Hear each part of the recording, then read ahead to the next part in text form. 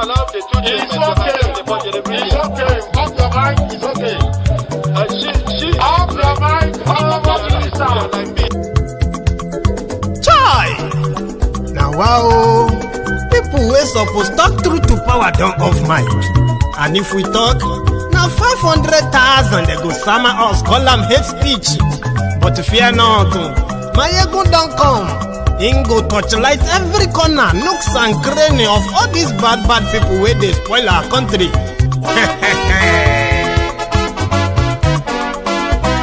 So my people make we laugh, yo yo. My ego don't come, oh yo yo. My people make we shout, oh yo yo. My ego don't come, oh yo yo. My ego don't come, man of the masses, oh yo yo. My ego don't come, oh yo yo. My ego diary politico, oh yo yo. My ego don't come, oh yo yo. This one not the off in mind, oh yo yo.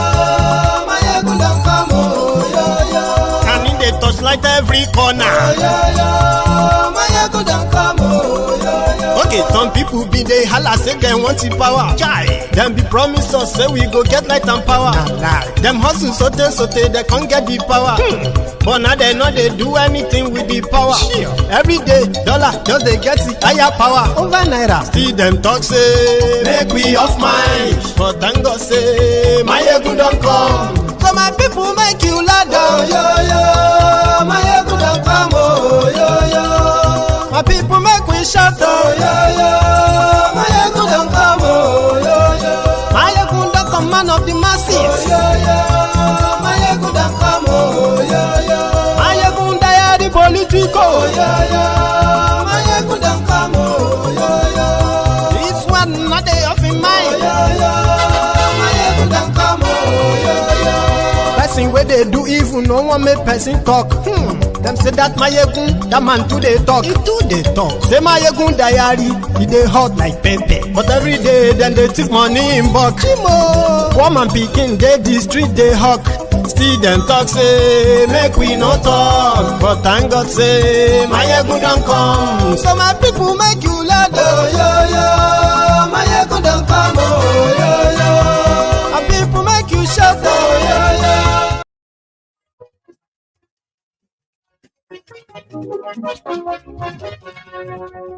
Hello there.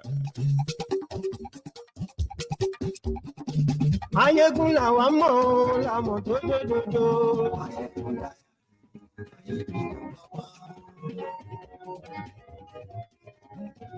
Mayegun la wa mo la mo to jojo.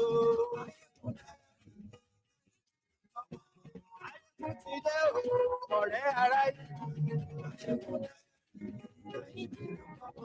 lórí Facebook, lórí YouTube, gbogbo ṣe ń lọ ní Mayegun dá wa sí. Àṣírí ọ̀dẹ̀lú kì í kó níbẹ̀ o. Good morning to you. Good afternoon to you. And good evening to you from wherever you are joining us.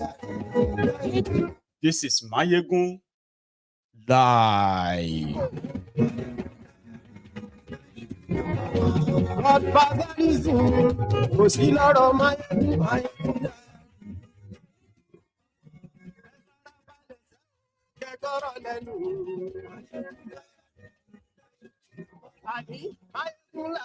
Thank you so much for joining me. You know what to do. After reading the caption of the broadcast, read the description as well.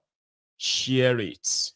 Like it. Invite your friends. Invite your not so friendly friends. Tell all of them that Mayegun today, just like that. The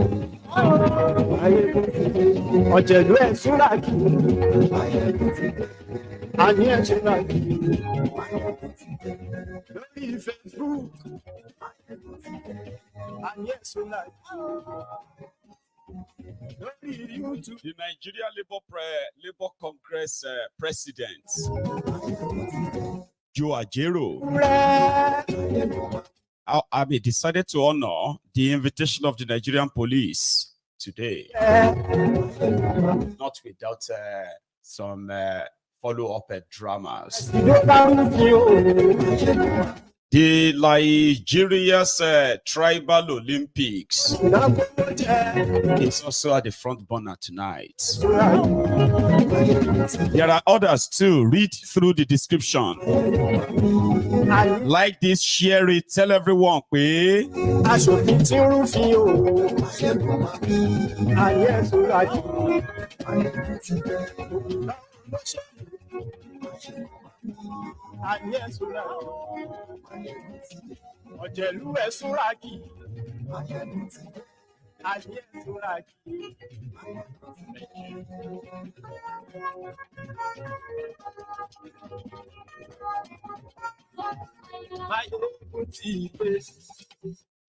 Today.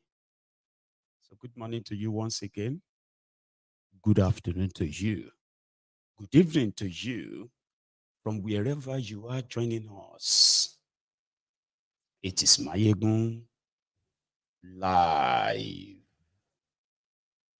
Kindly let me know if there is any issue with the audio at your own end or maybe from mine, so I can fix that before we get fully into this.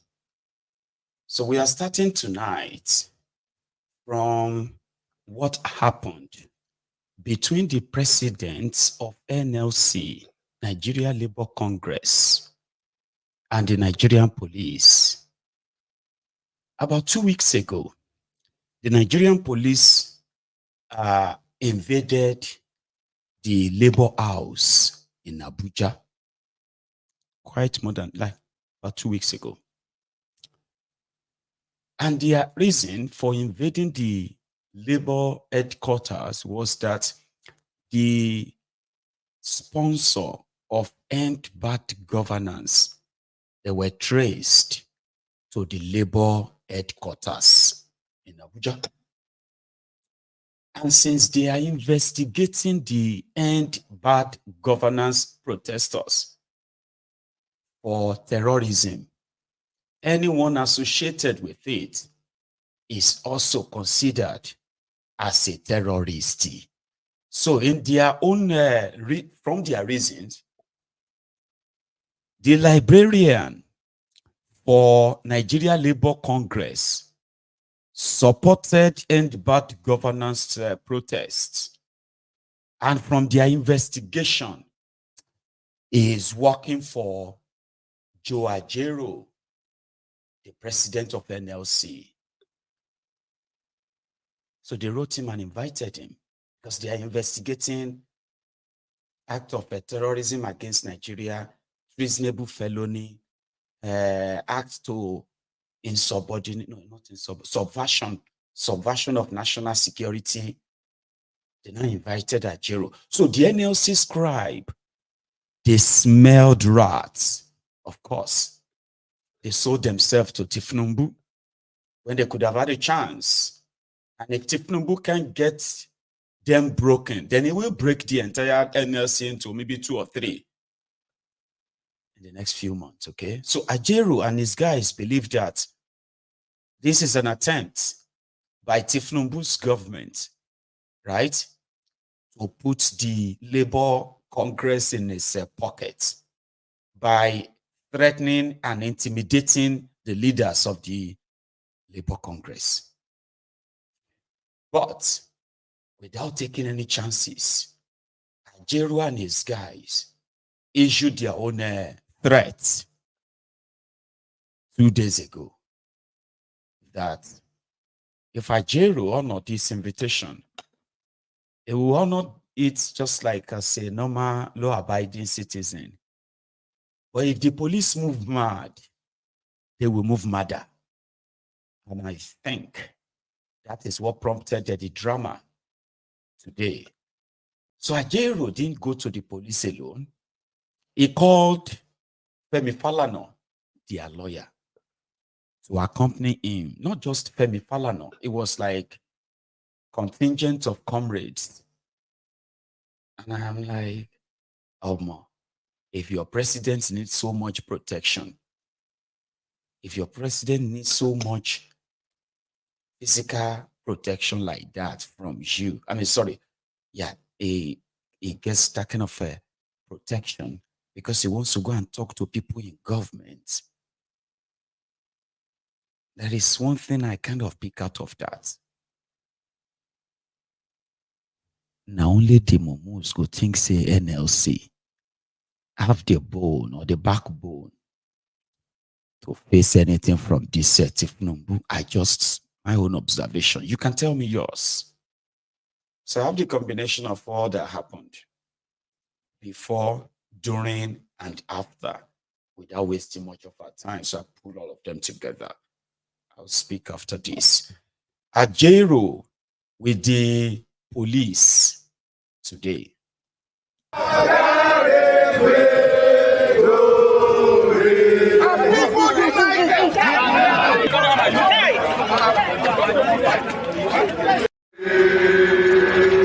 Congress, those of you that have come here for the workers solidarity this morning, please come this way. And those that are working with the police, you can serve by defense. Workers, come this way. Those working with the police, serve by defense.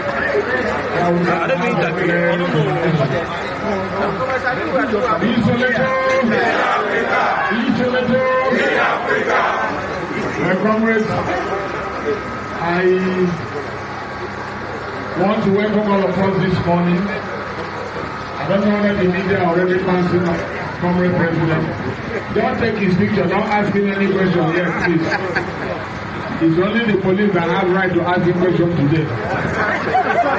Don't ask him any question. You might be prejudicing the investigation. But that man has so much money in his pocket that he's giving to terrorists. The workers will say you are wearing cap like that. This is not what do they call the self movement. Come here, the worker, please.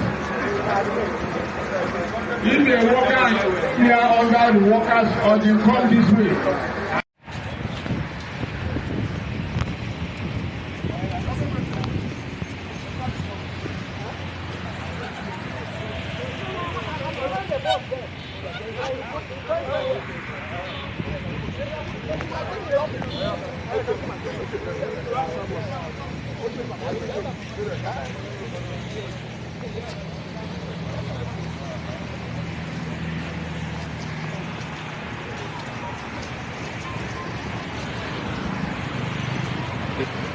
Well, come forward.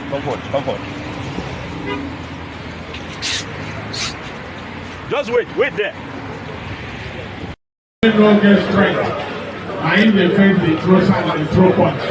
We have the capacity to do what they think we can do. That's so. And so that one we're not speaking about it.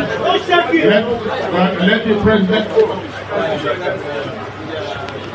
Okay, all NAC members.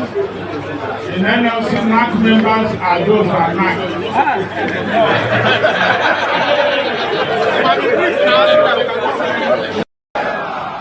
Solidarity forever. Comrades, I want to thank every one of you.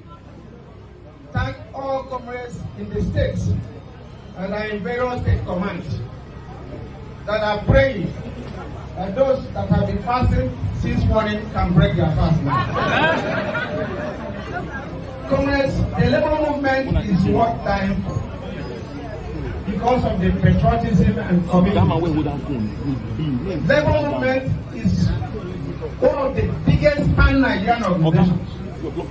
Our patriotism from the days of colonial government to even the period of the military is unshakable. We are more patriotic than any other institution you can think of in this country. And we are going to continue to do that. We have gone there and we are back.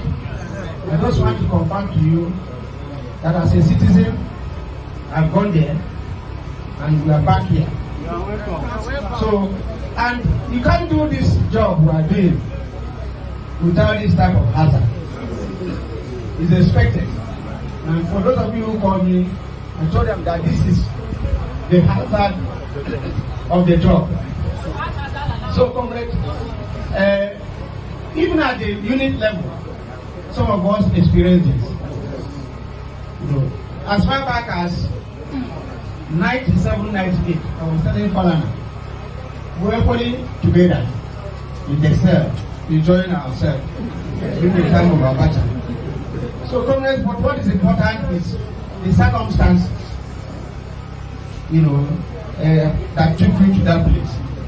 But whatever is the case, we are out to continue the struggle. We are out. We have gotten minimum wage, but it has not been implemented. So we have to press for its implementation as soon as possible. Every other thing that will make the welfare of the Nigerian worker to be worthwhile will be involved in it. We will not listen to any distraction. Yes, sir. On behalf of the NLC, NAC and NEC, and CWC, and the level of solidarity they showed here, I want to thank every one of you. I didn't know say when I love me like this. And the Almighty God continue to multiply you in leaps and bounds. Tell everybody, tell Nigerians from all walks of life, that we are committed to your welfare. God bless you all. Sir, can we? The more you look, the less you see. The more you look, the less you see. So the drama there, again, is this.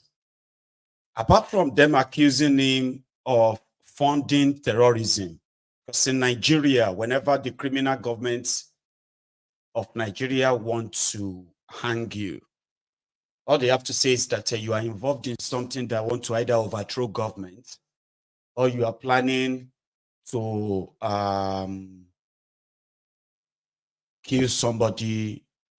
Mostly, you are planning to cause trouble that, they can charge you for treason or terrorism. Doesn't matter, even if you are thinking it in your head. Even if you are not, they can tell you are thinking it. So that they can easily just kind of hold you as long as they want. So Ajaero knows that. And a lot of them also believes that only fools will think they are still practicing democracy in that contraption, by the way. And it's obvious now it doesn't matter who is in charge. So they lied to them. Even the 70,000 minimum wage they promised them, do you know they have not paid it? Yeah, this second month of that agreement. They are still working on it. People got those who got paid, though. I'm not even talking about those who have not been paid at all for months. But those ones who got their payment, they are telling them that even the extra 25% they promised those ones who are not on minimum wages, I mean, this is their general secretary, NLC general secretary. ASU and the rest of them, they've all been lied to. In the awards, secretary of NLC general. Yes. At the time, this was forcing us, we were also scared of going to detention. Yes. So it's either they allow us to practice unionism and express our views. But they want us to do it from the back of prison walls. We are ready. And so let nobody be bothered. What will not happen is for them to deny us a minimum wage. And that minimum wage has fallen due. They must pay. Yeah. And by 1st of September, we don't get that money, we will not work. Yeah. So if they like, they keep delaying. Yeah. Once 1st of September reaches and Nigerian workers have not started earning that 70,000, there won't be any work. So let them be guided. So all these distractions will not help. Turning Nigeria to Sudan, to Haiti, to anything will not help. We negotiated with them in good faith. Yes. We negotiated with them, they had guns, we didn't have guns. We negotiated with them with bare hands. They were the ones who came with security to negotiating table. We came with our bare hands. They were able to get a miserly 70,000. In one time of implementation, will then become terrorists. We are not terrorists. We are not. We are not treasonable fellows. We will never be. We are normal Nigerian workers. We are patriots. And for Christ's sake, we continue to be normal Nigerian workers. So comrades, don't be scared, don't be deterred. Ajaero might be a tiny figure. The Nigerian workers are not tiny. Yes. Are Nigerian workers dying in? No! Because these were people, when we got to negotiate, they say we are 1% of the population. But when 99% of the population came out, could they control it? No! Could they control 99% of the population? No way! So people must learn to reason. We have gone beyond brute force. We are in the era of knowledge. Let's use knowledge to run our country. That is just our opinion. We will work with government because we are level. Government across the world works on triple. The workers, the business, and government. They can't kill our own stakeholders. Our own part of that tripod must stand. Why they hold theirs? We are holding ours. So, comrades, that's what it's about. Our lawyers are on top of it. They go school. They know what treason means. They know what terrorism means. And they know that no such act is going on in this country. This is workers' house. There is freedom of thinking. How you reason, how you think cannot amount to treason. The type of magazines and books you read cannot amount to treason. It cannot amount to terrorism. So it is clear. Ajaero mixes and travels to every part of the world where they have superior gadgets for monitoring terrorists than our country. He has never been flagged as a terrorist. So he cannot be in his own country that he will suddenly become a terrorist. So comrades, you will give us a little while to interact with our lawyers, then we will know how we move from here. Great Nigerian workers! Ever conscious Nigerian workers! Isoleto! In Africa! Isoleto! In Africa! Isoleto! In Africa! If they take out Ajaero's voice, if they take out Imuwaja's voice, there are still thousands of leaders' voices they can't take out. So let's be committed. God bless us all. The great youth of Nigeria. Great. Great. Great. Great. Great. Great. Great. Great. Great. Greatest. Yo. The great youth of Nigeria. Great. Great. Great. Great. Great. Great. Great. Great. Greatest. Yo. Koolu. So they promised them 70,000 naira minimum wage. When it is time for them to pay it, they now accused the labor leaders of terrorism and treason. It be things. Yesterday, a lady who claimed to be living in Ontario, Canada, Amaka Patience, Sunburger, made a threat that got the attention of a lot of people, including some of us on this platform, where we decided to out people of such mindsets and why they are not speaking for anybody, rather passing on their own trauma. It can't be like, say, yeah, the escalation of it. There are some of us actually, advocated for, as also kind of shown, yeah, the same targeted or profiling, or should we say, the preference to how the states react to any act of, let's use incitement. We said tribal bigots. They are enemies of themselves, enemies of the people, and they must be shut down because 98% of them are politically motivated. On these streets, we saw an Oba that targeted the Igbos and promised to kill and dump them in the lagoon if they fail to vote for his own political god or his own chosen candidate, APC. We have seen the wife of the drug lord Rat also jokingly threatened the same Igbos We have seen those who have promoted this APC, Egbekegbe tribal bigotry, aimed and targeted at the Igbos, and we have condemned them all, everything. And while the state that seems to be the sponsor continue to look away, right? They were rewarding the outspoken or the biggest, whatever it is you call it, the biggest bigots among them, to the point that you can tell the reason why the bigotry is going nowhere is because the bigots are those in power. And like I said as well, they do not represent anyone but their own selfish, personal, hateful selves.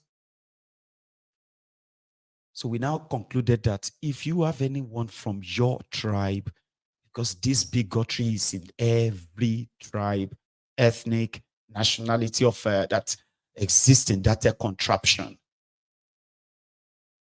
We now realize that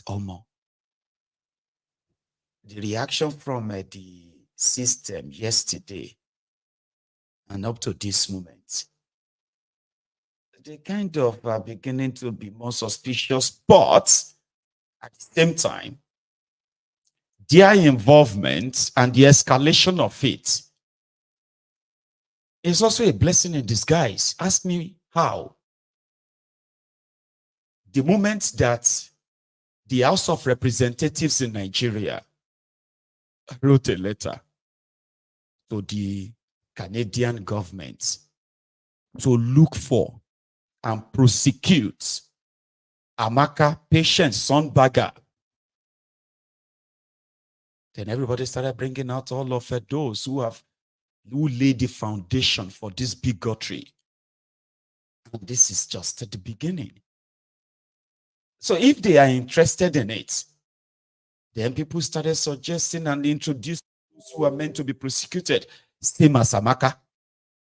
Even though Amaka was said, she said, oh, they said they are looking for me to come and arrest me. To come and deport me. Me that I am a Canadian citizen.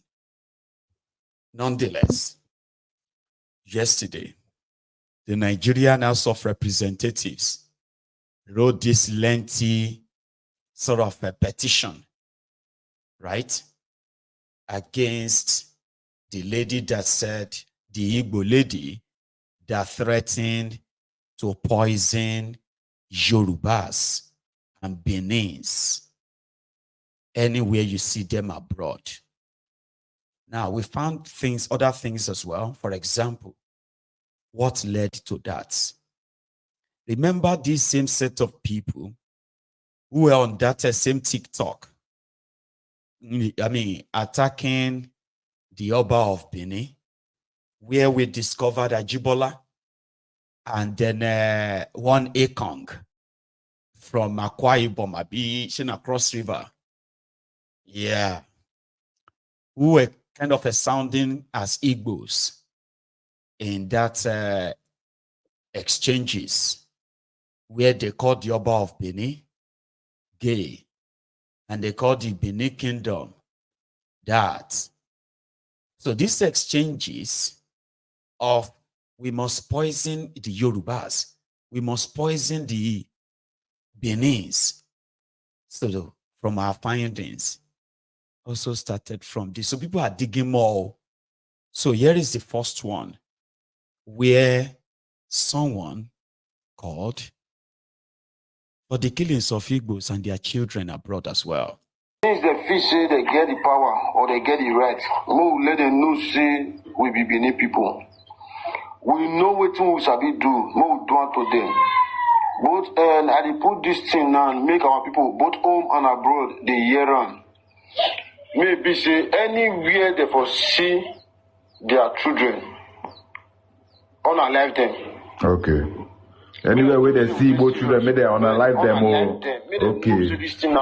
Now our children, they want they go for Abi. Hey, Google wait, Sam, oh yeah, the video. God damn it! And yeah, the verse. Benin Empire, now Empire they call and they not say Benin, they not say Edo State. Now Benin Empire. You not get right to the talk to us anywhere you see their children, unalive them. both home and abroad, America, Europe, anywhere in the world, unalive them. Since the fish. So that was when she took her own turn to say, anywhere you see Yoruba and Benin working with you as Igbos, poison them. APC, thank you. As the divide and rule seems to kind of, be working, even though it is also failing. We are talking about it. So everyone can tell before you fall into the trap of these hateful elements here and there. It is ideal to possibly have the background. A whole Oba in Yoruba land, Oba of Lagos. They don't even like to call themselves Yoruba land anyway. In 2015. Yeah, 2015. He made this threat. And there was no consequence or consequences till date. This was the first time that an institution, supposedly a royal institution in Yoruba land, will publicly, shamelessly threaten other tribes, other ethnic nationality because of one single man, Ifnumbu. He was never called to order. Rather, the bigots like him, I mean, if you crown a bigot, that won't make him a king. It makes him a crowned bigot. Don't be surprised. The society, people like that, are influencing. One of you, I swear in the name of God Almighty Allah, goes against my good that Ambode, inshallah, will be the next governor of Lagos State. The person is going to die inside this place.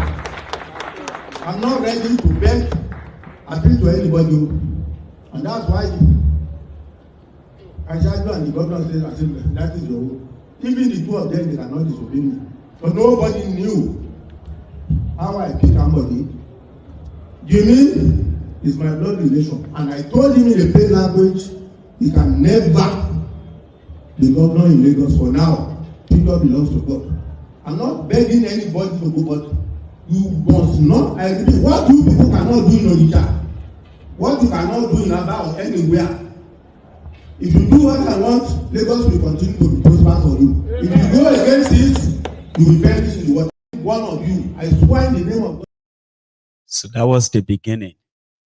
Whenever you hear the Olori Buruku Ronukus talk about the Igbos insulted the Oba, the Igbos said they will remove Yoruba Oba. The Igbos, no Igbos said they will remove any Yoruba Oba.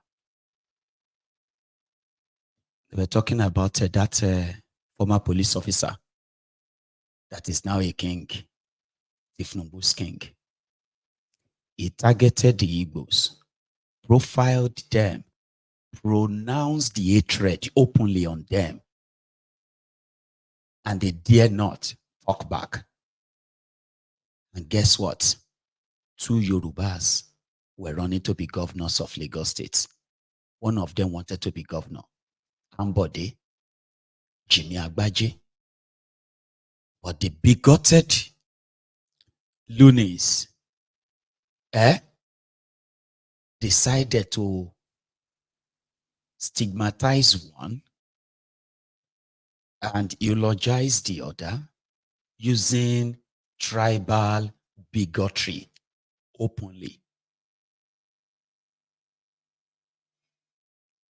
There is no Yoruba Oba that will tell you that in their domain, he has any reason to what?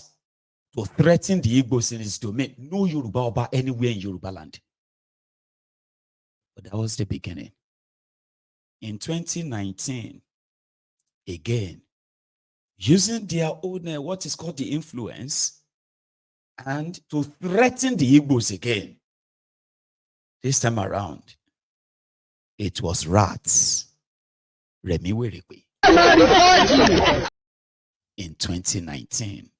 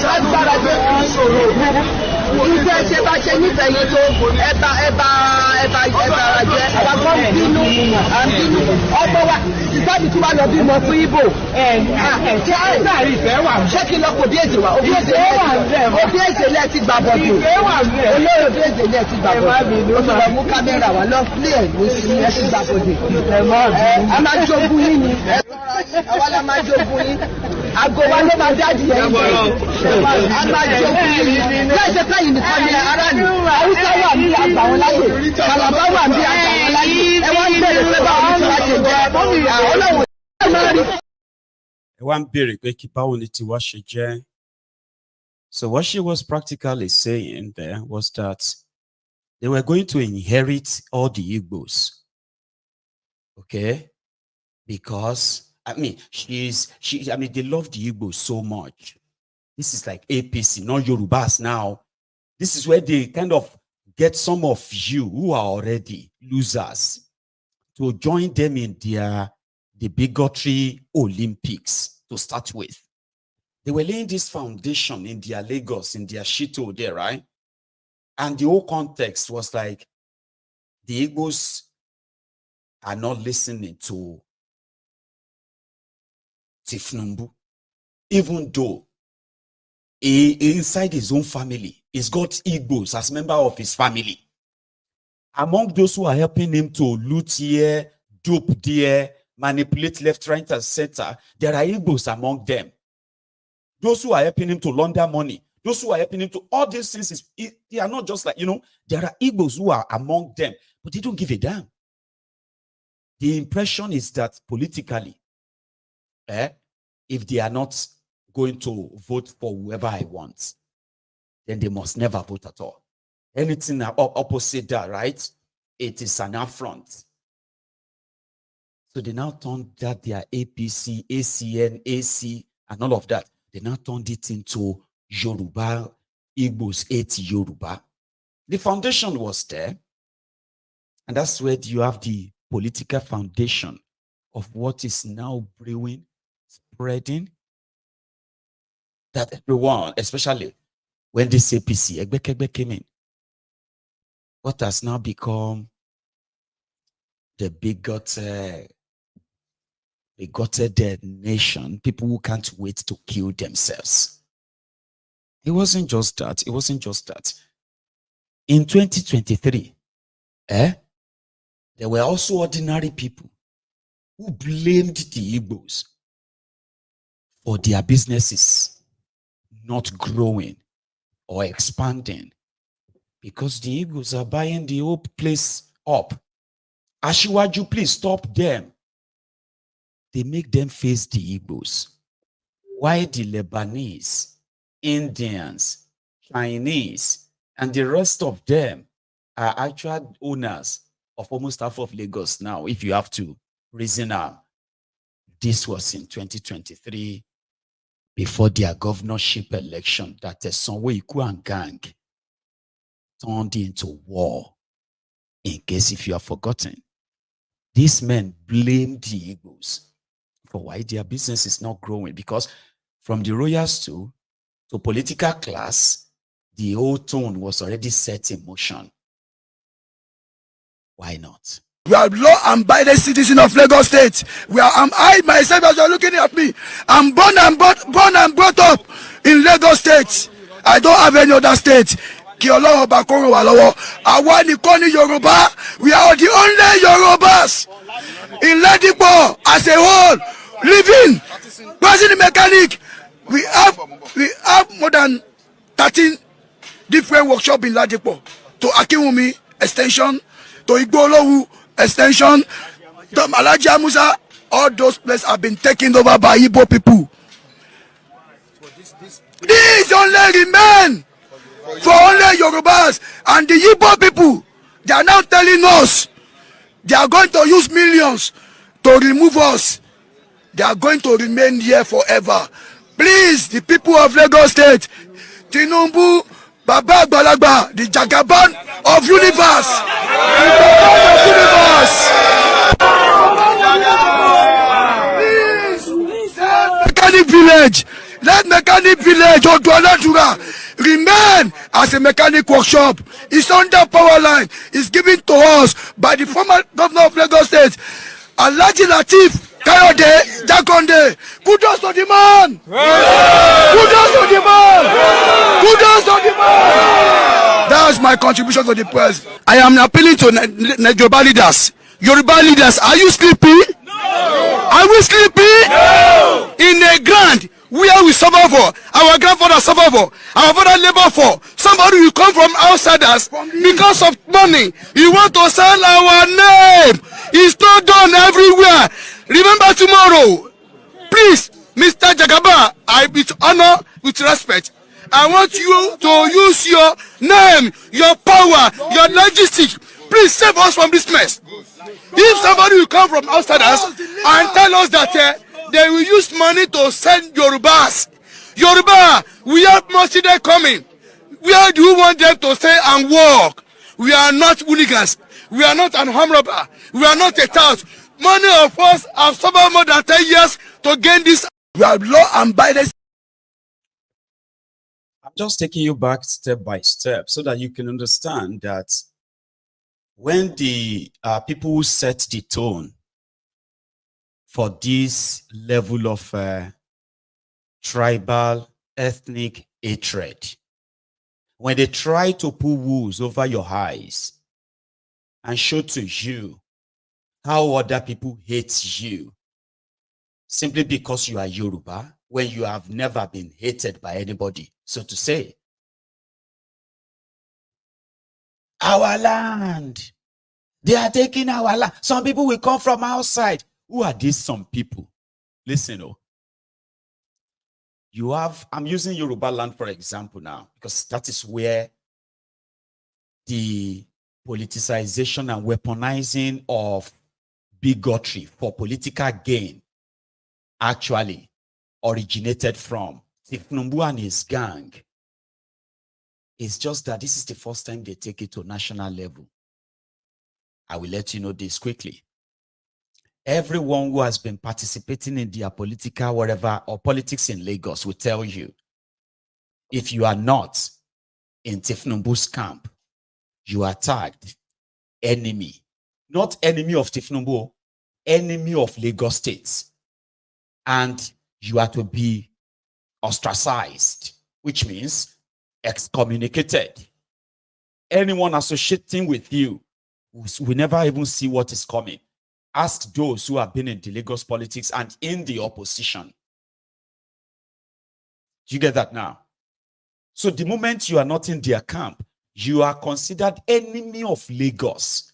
But the moment Tifnumbu started this look for Nigeria, so they have to take the tribal bigotry national. And that is why you can now see an Igbo man or Igbo guy from Anambra who has never been to Lagos in his life will tell you how much he hated the Yorubas because he has come across content from these Ronukus who will just unprovoked. So that is why they are no longer saying if you hate Tifnumbu, you hated Lagos. Now they believe that if you don't support Tifnumbu, that means you are enemy of Nigeria. So profiling the Igbos is mostly for their Lagos politics. It never left Lagos, never beyond Lagos. And it's only every 4 years. It's only this time they got so desperate. And it has gone national. Now we have now seen other bigots all over the place speaking out. But the foundation for this hatred, it didn't got laid yesterday when Amaka said they should poison Yoruba and poison Benin. Asari even took a bite from this hateful madness called Bigotry Olympics in Nigeria. Let's go back a bit. You take your leprosy hand to write. You don't have respect for the people who bought your father. Is it every Calabar man that is a Calabar man? Do you know your roots? That you talk to me. You don't know that people own this Calabar? You are law-abiding. Igbos, I don't know them. I don't know where they come from. Because I know that if not for British intervention, I would still be selling them. The way my father sold them. Now, look at you people in Igbo land. Look at how you are dying. Woto. You are talking. You will do video to sell that Elijah has run away. You don't see me? I don't run.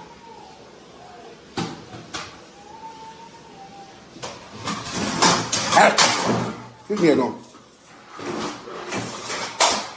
You don't see me? I don't run. On our head, no correct. On our head, no correct.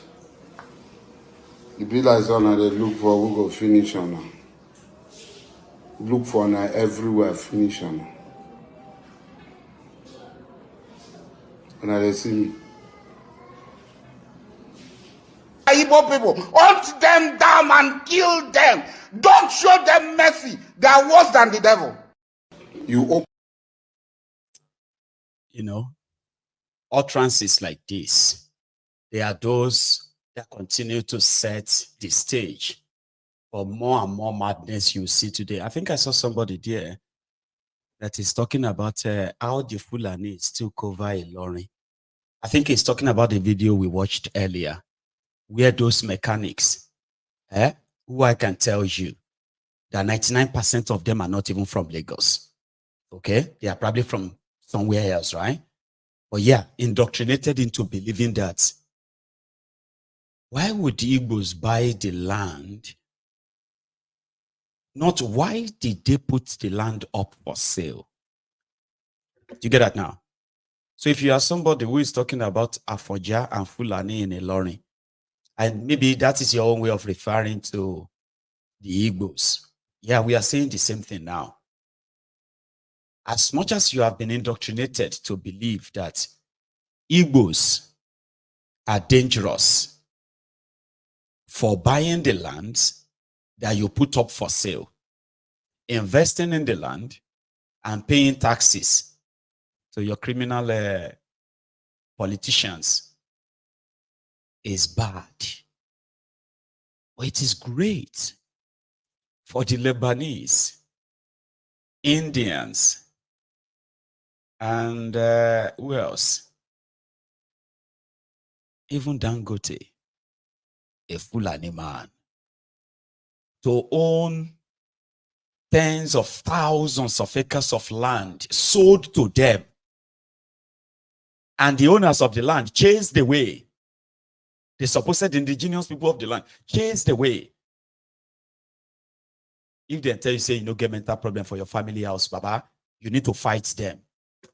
It's like they just enjoy looking you and seeing you go public as a madman like this. That guy talking about Afoja and Ilorin. I mean, think about it, right?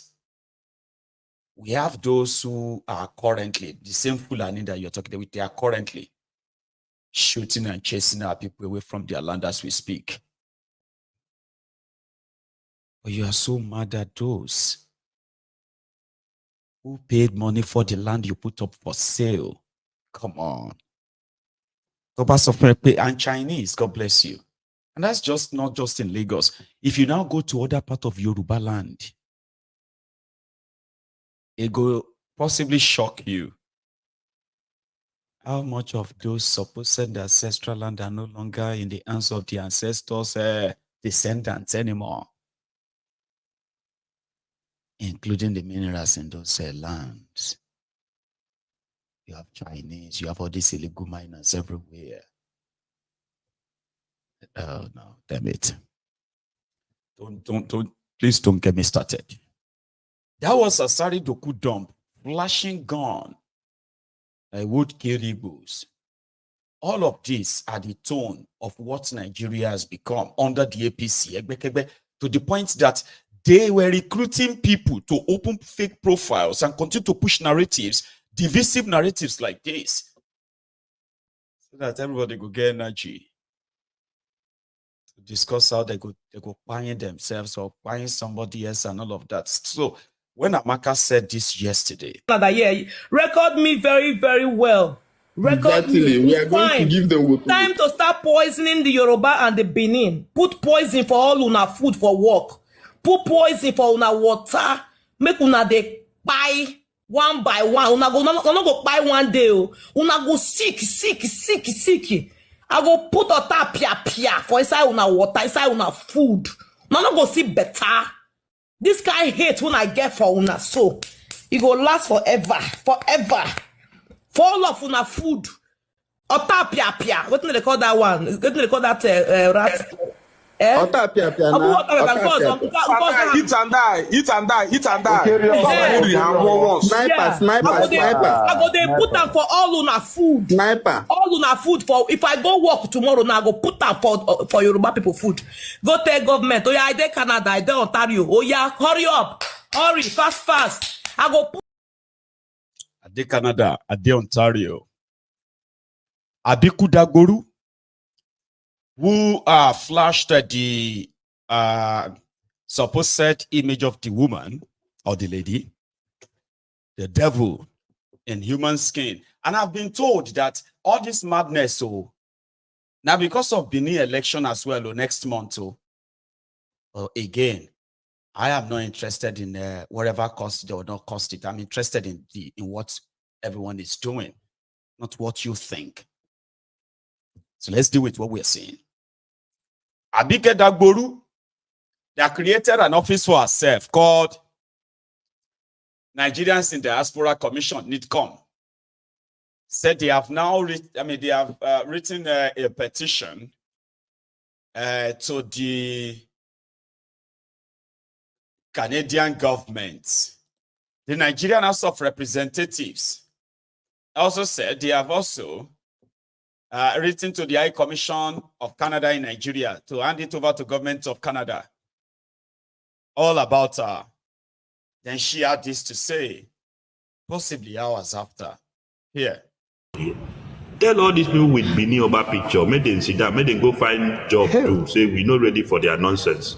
Somebody just send me message. Let me go and find food. Let me go and find food. Somebody just send me message. Send me they say they arrest me at the airport. They want to deport me with passports. I be Canada picking.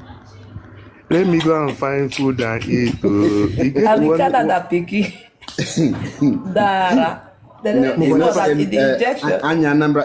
many of them are very primitive. Many of them never travel out. They don't even know how to work, and they don't even. Most of them are in uncivilized country, so they think it's Nigeria, where one person will just go to police and say, "I want to arrest this person." Without any question, police will just say, "Oh, you pay 3,000." They no go fit. They no go fit. Be push. They feel our tank. If they push you, if you push it, they go they cry.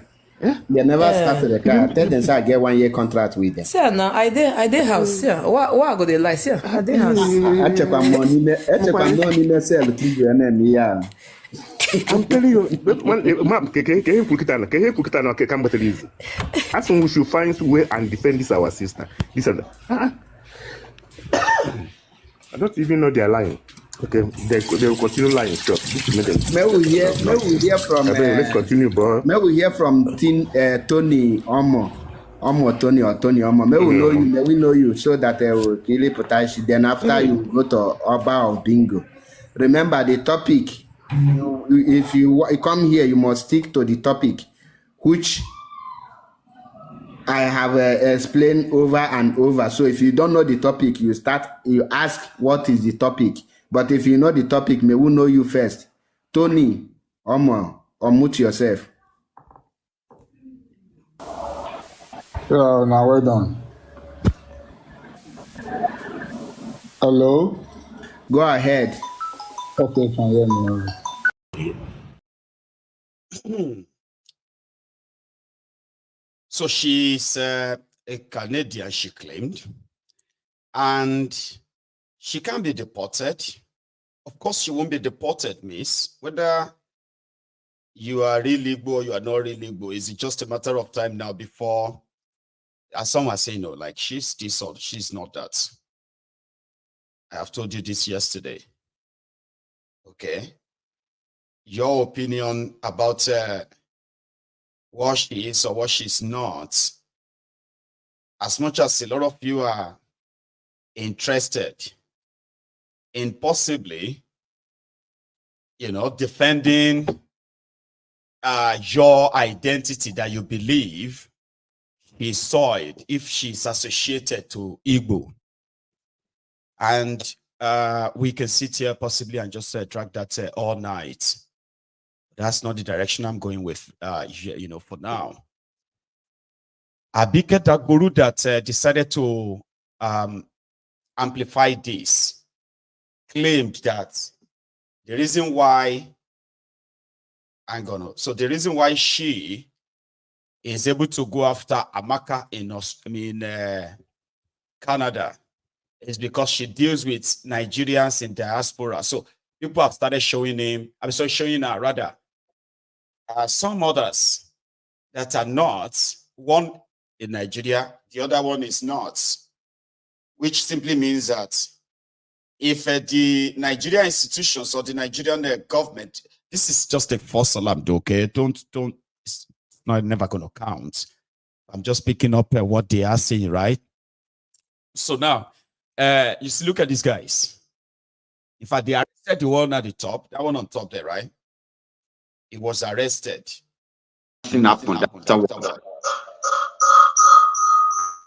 Sorry, give me a second. I'm trying to put something up behind the scene as well. So, read the text on your screen. Identifying the bigots who are politically sponsored, the ones in Nigeria, the ones that are not in Nigeria. You see that what I call Jack Koolu said? The first one said, let's kill all the Igbos. Let's flush them out of Yoruba land. I hate these people with passion. They are violent people. They are worse. They hate us. Let's hate them without holding back. Then the next one was like, oh, we can start by burning all Igbo shops everywhere in Lagos. That will accelerate the process of sending them back. All of these conversations, right? Politically sponsored, that these criminals, these bigots actually got away with them. And, to make it worse, right? Some of them believe that they are defending their heritage just by spewing the same hate that politicians put in their mouth. Why the same heritage of theirs are being kind of like a looted Commonwealth, right? I hate the Igbos because they want to take over everywhere. Everywhere you go, they're everywhere. And then what is your problem? What do you mean everywhere? Like they're just chasing people out of their homes or out of their lands and they're taking it over. No, they always bring money to come and buy things. They make it. Who are those selling them? And Yoruba land is not, they say, give us the names of the states in Yoruba land. Ironuku will tell you. 1, Lagos. 2, Lagos. 3, Lagos. 4, Lagos. There is no Igbo problem in any part of Yoruba land. There is no Igbo problem until when these losers were told that they could take over the properties of these people. And these are those people are saying, why don't you go after them? And if Abiku Dagboro believes that others or those ones are not in diaspora, what about these ones that lives in Austria? And one thing where those people don't know, and we don't. Now Igbo people now they take fight us. Okay. Yes, now. Yes. Now Igbo people now loot Benin, now rape our woman. Now they take fighters where they carry. So that is why I dey tell una now. Make we begin to show them. We will yet do it. Uga muja you a train. Una mi we go koke. Siola pane. Ima here via yiga. Imana mi ana so na mi de Osra. Kingsley. Wale check una neya we 2017 the person wey sees Biafra flag for stadium. Na me do one. We go court and I defeat them. One Mariah squad making. Any party where go there, they see me enter there because they don't say I go run them, enter them, and they don't give me food now. Where I go take run enter them. Edo community they do our 31st anniversary. Me ya deposed ne. A managing and I go teach them lesson. 1824, Benin Kingdom don't respect, don't already recognize. And one thing. You see this? And I heard that all of this too is because of Edo election. So if you want to go after these rogues, like Adeyinka Grand Diot went down for 4 years. Then if you have them as we have them all like this, right? You should go after them. I mean, that's what would be fair, isn't it? I'll leave the tribal Olympic for a minute and take you straight to a twist in what we used to know when the names like Lami Diot are pampas or Arabambi Diot. Arabambi Diotad. That's a long one. You may not be able to pronounce that. Arabambi Diot or Arabambi Diotad. The guy was telling us then that Peter Obi was shielding Abure. That Abure looted over 13 billion naira Labour Party nomination forms or whatever it's called then, right? Interest form for candidates that contested the election on their platform. That's Abure.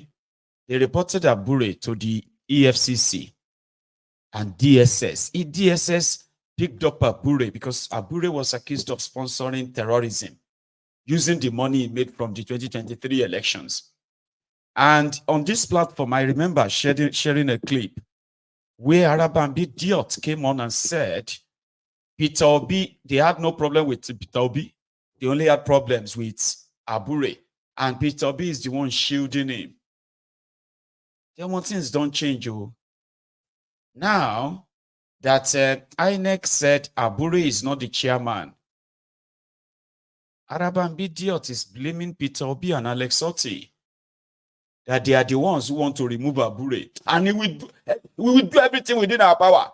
There will be no election in Nigeria. If anybody remove Abure, I don't know if you remember this, but yeah. Yesterday, Arabambi Diot is calling out on Peter Obi to come and give account all the money they donated to him during the campaign. It's not his money. It is this party's money. And all of you are trying to remove Abure. Who will fight you. Wow. Just wow. What Adesotti is trying to do is because he was the governor. Some people are now misadvising him. But I am telling him, let him listen to me. If they dare with INEC, change Abure name from that portal, we will not run for any election in Nigeria. They can dare us, whether they have billions. We will teach them a lesson that there is constitution in Nigeria. Mr. Arabambi, it is Mrs. Odili that gave that ruling in Port Harcourt that parties, you must obey your constitution first before you can go ahead. There are two reasons why they are planning their convention. You see, there are certain anomalies that took place in our general election. Some people came into that party in the name of support group Apenefere Co that mismanages our money for the campaign. So they were trying to cover the people. You see, there are issues. If you notice today, Obi are not presented account of the Labour Party President Campaign Council. That money doesn't belong to him. It belongs to the party. Two, we have been asking questions. Why our agent not paid? What Abure did that time was to upload in line with the electoral act the names of all party agents. But you know what they did? We were supposed to pay agents that time 10,000 naira. So some support group came, Afenifere came, they usurped the power of the party. They just put people that didn't have their data on the annual portal there. And that was why we failed abysmally. But in order to protect themselves, they felt some of us asked the question, oh, let us remove Abure. Number two, with due respect to Nigeria, no section of this country can hijack Labour Party for themselves. All right, Dr. Abambi, please hold. Come, let us do takeover where we are going to remove Abure and put our own person there. Dr. Abambi, please hold. Let's have Ife Salako react to what you've just said. Well, it's actually funny to listen to some of the things that are absolutely off point for me.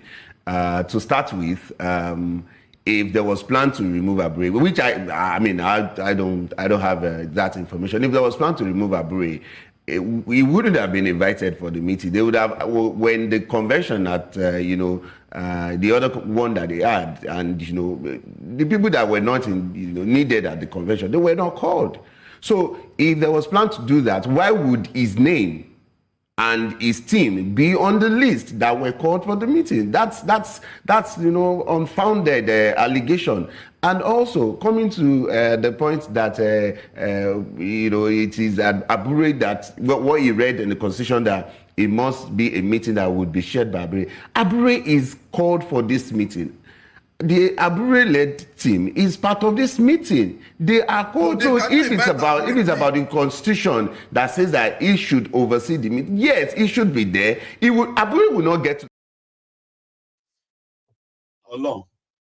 Nigeria, you won't go enter their Shalanga politics.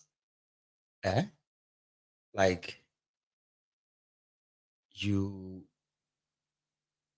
are so like useless with your life, and then you want to go and join their politics, and then you would have to deal with lunatics like that. Arab idiots. Have you forgotten them and their the idiot Pampa or Pampas? Well, that's him there. So he continued to say Peter Obi is trying to hijack their party, when that one is pretty much like still being blamed again for not saving their party. So just yesterday, I think, he had a chat where he was asked a few questions like randomly, including the state of Nigeria. I have that. We'll just listen to it a bit. It's Obi. That I'm happy. Case in point, Kenneth Okonkwo, who used to be, was a spokesperson of the Labour Party, that feels that you are not acting to resolve a lot of these issues, so he has left. What is your position on trying to keep people like that within the party, or what's your position on Kenneth Okonkwo's position? I've told you, I think I've said it, I can't act rascally. I've never been known to be somebody who operates rascally. I operate within the rules, within the guidelines and everything. And that's what we want to enthrone. It's easy for anybody to say anything. Like I said, all those who left are my brothers. They are my people, who are my associates, whom I worked, whom I'm pleased with and everything. But I would never be part of what I'm trying to change. If I wanted that, I wouldn't have finished being governor when in the history of the country nobody left money. I would have taken it like every other person. So if you want to, if you say... We just saw, due to the Ogun State administration, Ogun State governor, Nigerian jets were seized overseas in France based on a situation with a Chinese company. Now, the state this is something that happened within the state government side, and is now affecting the presidential jets being seized. What is your position on that situation, and how is impacting the visual optics for Nigeria as a whole, as a country? And do you think it's fair that a state government did something and the federal government is now having to pay the price for it? Well, for me, the first thing to say that what we are going through now is very, very shameful and very negative in terms of the perception of our country. And something needs to be done very quickly. And I have made my humble request is that we need to urgently audit the country's debts at national, sub-national level immediately to know the quantum of the debts that we owe, because I believe that we don't have the exact size of the debts, know who we're owing,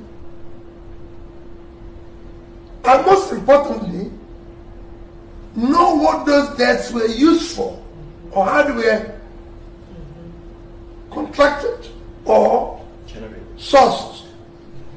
Because the law says that all borrowing, all debts is supposed to be used for critical area of development. So where are the benefits of those debts to the people?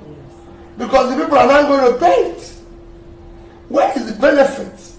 This is time to do the audit and know what we are going through.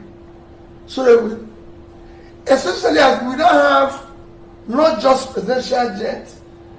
Somebody was telling me about a property in Liverpool. Property in London in Liverpool being seized and put for auction. Somebody is telling me about another jet belonging to Nigeria in Canada and everything. This is time to deal with it, because sooner or later they probably will start seizing Nigerians. You issue your passport, you are arrested for being a debtor. So before it gets to the place where we can no longer move around as Nigerians without being arrested, let's know exactly what it is all about. Similarly to that, we need to audit now all our upfront sales of our oil, because the law says it must be used for critical, strategic, national issues. What did we use all these resources for? It's Charles Ebe again. I'm from Maryland. The question I wanted to ask was, I was disappointed at the last election that we have the European representatives came to see the election and they saw that it was rigged and all that stuff. And still, the foreign policy, Nigerian government is still, those that came to witness the election knew that the election was rigged and nothing was done by the European government. So how do we still have a foreign relationship with those people that don't have? So that was Obidients having a chat. And you heard him loud and clear. But the last question is right away. The European Union came to monitor Nigeria election, and they gave a report that it wasn't an election, it was like a charade. But they still went on to go and do business with Nigeria by giving them loans and all of that stuff. Like, how did Obi see that? Well, it doesn't have to answer it. I've got this Gen Z as an answer, and I have to warn you, every one of you who is like older guys watching, right? The language used by this young lady, this young chap, right? This young lady is possibly not acceptable to some of you. And there is also one or two things she said that is not really what it is. But everything else and the energy is something I want to share, and I believe that should answer. Because if Obi should answer it, he will just find another thing, blah, blah, blah, blah around it. I prefer this answer. I was on live, like, it was a long time ago, and I was actually shocked that a bunch of people did not know that Dangote came from a wealthy family. from the start. I never even knew that there was a rags to riches story. Let me just be the one to tell you guys now. There is no billionaire that exists that is not exploiting other people, that did not come from previous money. You can never make it from the grass to the grace of billionaire unless you become an evil fucking bitch. The glorification of billionaires in Nigeria that contribute to the literal poverty that exists in Nigeria is so insane to me. You will never be Otedola. You will never be Dangote. And those people will never help you. I feel like a lot of people cannot conceptualize how much money billionaires have and how inhumane the amount of money they have is. And before anybody comes and start talking about, oh, they have charity. Charities are a tax write-off. Literally. Everyone has charities not because they want to help people, but because it gives them an opportunity to write off part of the taxes that they are paying if they haven't paid any in Nigeria. Religion will not save Nigeria. Tribalism will not save Nigeria. Homophobia will not save Nigeria. And classism, the worst of all, will not save Nigeria. White supremacy will not save Nigeria. I'm tired of you guys assing, like, the way I see Nigerians kiss white people ass, like, it's actually embarrassing for a group of people who run around on the internet so prideful. Jesus, stand up! Elon Musk's parents were rich. I don't know why people even carry that man on your head. The man is racist. His parents were rich. They had an emerald mine in South Africa. Exploitation of our own people, of black people. Like, there's no ethical billionaire in the world. Not Rihanna, not Beyonce, not nobody. Stop kiss-assing rich people that don't give a fuck about whether you live or die next tomorrow, as long as it's not affecting their bank account. We need to band together and focus on ourselves. People that are talking about splitting the country, how do you think, where the fuck do you people think the government spawns from? Do you think the government is just some evil entity somewhere? Our society is consistently producing these evil people because our society itself is so fucking evil. Schools are not free from corruption. Even in the family, the power dynamics in the nuclear family of Nigeria is so fucked. Everybody is power hungry, money hungry, and selfish and greedy as fuck. Everybody's ready to step on everybody to get to some useless goal that is not attainable. From a group of people that came from communism to now glorifying capitalism, I don't know how you guys think capitalism is ever going to work in our favor. It has never worked in our favor. Until you people realize that we are the commodity. We as black people, number one, we are the commodity. Our resources are the commodity. And if you're now poor as a black person, your labor is a commodity. We are literally fighting for minimum wage, I believe, 30,000 naira. Imagine 30,000 naira per month. Meanwhile, a bag of rice is 80k. Let's be so fucking for real. Let us be so fucking for real. Please, I don't know what kind of delusion, what kind of sleep we're sleeping, but it's time to wake the fuck up. Churches are still making money, even in this recession. Offering, people are still going to church to be giving offering at 10% of it. God is not coming to save you. Rapture is not coming. You are making the rapture happen by doing all this nonsense, sitting back down and going to be praying. Prayer is not going to help. I'm sorry if you're religious, cry. It's not going to do nothing. Your forefathers have been praying to the same colonialist God that they brought them all these years, and Nigeria has only gotten consistently worse. Please, like, let's stop all this mumu behavior. I'm sick and I'm tired. Celebrities will not save you. They will not. In fact, they will throw you inside the fire if it's going to increase 10 in their bank account. I was on live. I'm highly disappointed of Nigerian government because the Nigerian government were highly disappointed in them due to foreseen circumstances. Definitely, I'm one of those people are proving people should die in coronavirus is more better than people should die in hungers. Hunger kills more than coronavirus because some people are less privileged. Due to foreseen circumstances that I said it, some people are less privileged, which they are based on daily pay, which are not even based on salaries. But our government thinks that the knockdown is the best solution to coronavirus, and proving it to an extent and to the levels of alacrity that if someone die in coronavirus, it's more efficient to die in hunger. Because some people will be at indoor. There's no a way to make our own life. I can listen to him all day.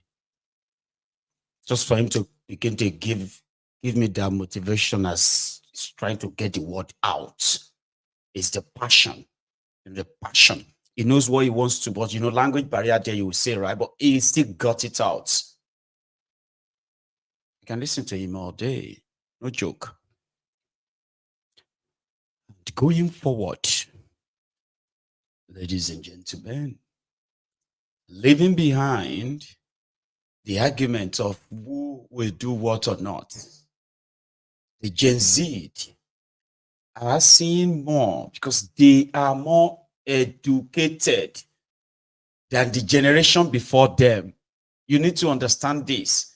The only problem is that you have a society where this generation has been exposed to a destructive narratives that takes their concentration away from what really matters, what affects them.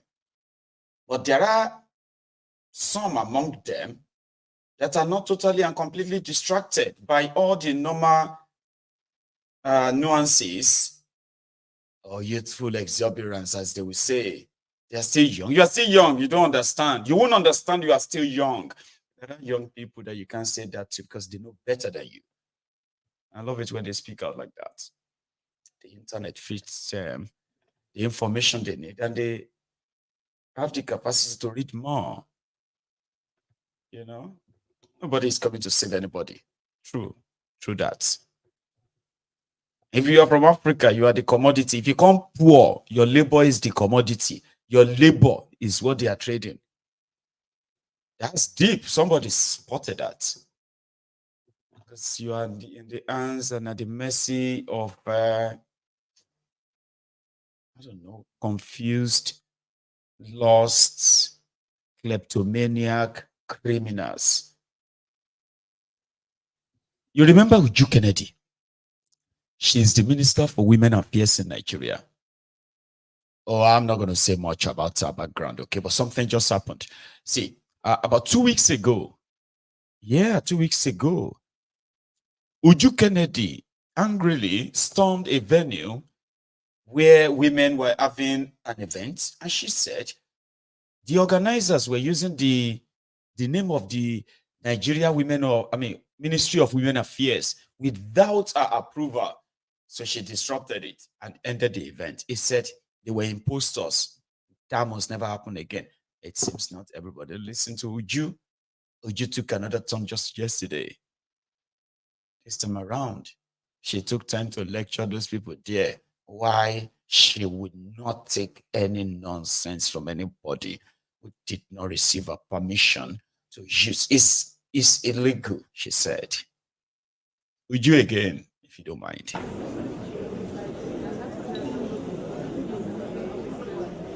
Official photographer, please. Could you raise your hand? I need to know. Your Excellency, ma'am. Please, maybe you remove the face mask for this. Women are first to organize anything that I'm not aware of. You try it next time, I will come here and I get you people disgrace. Sorry about this, sirs. Ma'ams, forgive me. I know what I am going through in this country. For a while, this is all we keep on organizing. And a few weeks ago, there was hunger protest. And they talk about peace and security. Women are not empowered. Children are suffering. Nigerians are suffering. But we waste money all the time in frivolous things that don't make sense. I am sorry. Many people may misunderstand me, but I am ready to be misunderstood. I am ready to be tortured. I am ready. I don't want to break down here. This is it. I have changed the narratives. I said, no program without empowerment. The women, you're talking about peace and security. With poverty, how can you solve it? You keep talking, you're doing workshop, you're doing this, you're doing that. With poverty, where are we heading to? And how do we solve that poverty? By directing monies to the wrong channels and don't make any impact on the humans. On those people, you want them to change and give you peace. And I've changed narratives. I said that don't do any program without empowerment. I was meant, UNICEF has come to me, we've changed the work plan, we've made it to favor the children that they will benefit. This my woman, Mrs. Eunice, Beatrice, would have done the same, but she was sick. She was not feeling well. Then, why do something? At least if they had come to me, I would have told them how to get these things Okay. How to, I know. How to get it organized so that it will favor our people. They give money in the ministries. It is used for travels, programs, nothing that will impact the nation. But if you hear the amount of money government gives out to ministries, you will be shocked. Why should it continue like that? Why should we fold our hands and these things will continue? Who do you think will save you? It's you that will save yourself. Let them call me names. Troublemaker, madwoman. I'm ready to take it. But you see that brick wall, I'm going to break it. Even if it takes me using my head to break it, I'll break it. That is one thing I'm assuring you people. Because this is what Mr. President wants. He wants to move the nation forward. That is why he went through all the risks to come up there.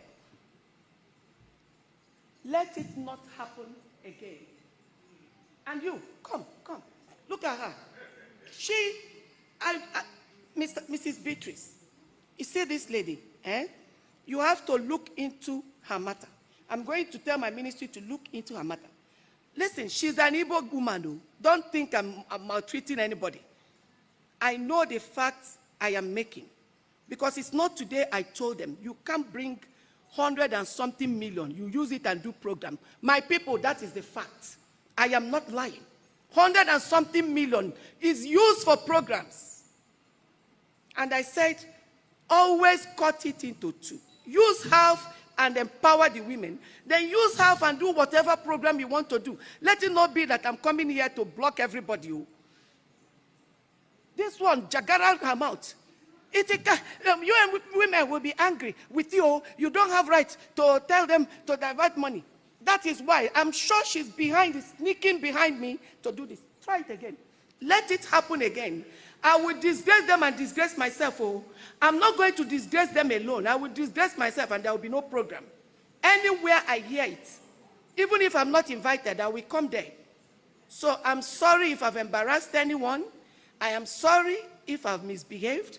I always apologize for the ones I did before, the one I'm doing now, and probably the one I will do tomorrow. Forgive me, please. You guys can go. All right. Now I'm laughing. My heart is heavy. Now I'm laughing. My heart is heavy, but I will calm down. I'm sorry. I keep saying I'm sorry because the way I'm moving, I will have to continue apologizing and apologize, and I'm ready to be doing and apologizing. But forgive me, please. Okay. Country Representative, UN Women, Mrs. Beatrice Enyong. It's not a laughing matter, although I'm laughing, but I've made my point. Because the way you will hear next time and you see my action, always remember what I said today. That's why I didn't do anything. I just had to speak about it. But still forgive me, please, everyone. Members of diplomatic corps, royal fathers, representatives, thank you, everyone. When we talk about peace and security, most times we do more of policies. If you come to my office, you see piled up of policies without any action, without any achievement. Now, paper we go chop. Is it paper we are going to chop? We don't need these things. The situation of the country right now, these are not things that we need. We need action. That is what we need. We need to attack it raw to solve our problems. And all hands must be on deck for us to achieve this. So anybody hatching any ulterior motive should please deviate from it because you're not going to achieve anything. You're not going to achieve anything. Now, if we talk about peace and security, I feel that if women are empowered, when you empower a woman, you have empowered 20 people. And when a woman is empowered, and that shows it goes down to the children, they'll be able to go to school, they'll be able to do a lot of other things. And when they're able to do these things, you've eliminated out-of-school children, which is part of our problem with security. You've eliminated early marriages because the woman will be able to stand firmly. You've given her a voice. She could say to the husband, I am sorry, I don't want my child to get married this early. And the husband will listen because she's empowered. Number 3, you will cut down on issues of GBV, because most times 70% of what causes problems in the home is give me, and the woman is nuisance lele. I hear say she be lawyer. If you want to know a country that has a future, pay attention to the characters representing the government. One of the talents discovered by Tifnumbu when he told all of us that he won't reveal all his strategy here. Remember, then when he finally released his strategy, you have Buju. I don't want to sit here and reveal all my strategy. I am the first speaker among the three of us running. So they will spy on me. So you will have a limited answer here today. Another day you can bring me back. But that's part of what I do. A minister that is representing a supposed government who was supposed to have a manifesto, and part of that manifesto, they will develop a policy. A minister that should come in and say, this is the direction we are going to go. But she kind of wants us to know what we already know, or already knew. So she's like, they always organize seminar, stealing money. I told them, I'm not here to block anybody. I'm not here to block anybody from shopping. I said, okay, instead of using 100 and something million, Minister of the Federal Republic of Nigeria, they talk like Agbero, Yalagbo, Sisi Alagbo, somewhere in Itale or Italapo, Imijabode, or once Sisi Alagbo somewhere under Bridge Worodu. And I heard she's a lawyer or a complete Agbero, but that's not even the only thing.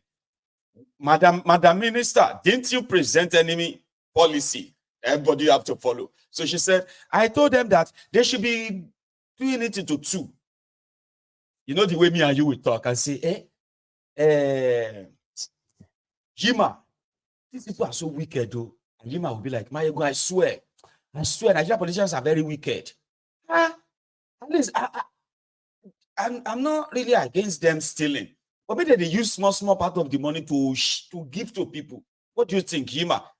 I swear, Mayego, nobody say make them not steal. But maybe they try to do something. You know, when me and you are talking. That's not policy. That's just a way chat. And between me and Jima, we don't create solution. Even if, if you steal like, Baba, say if you steal like, let's say, 100 billion, and you use 40 billion or 50 billion, even if you use 60 billion to build road, to build school, to build hospital, to shake any you are still okay with 10 billion. Jima, you know that. And Jima will be like, so Mayego, these people are just wicked. They are not wicked. They are not.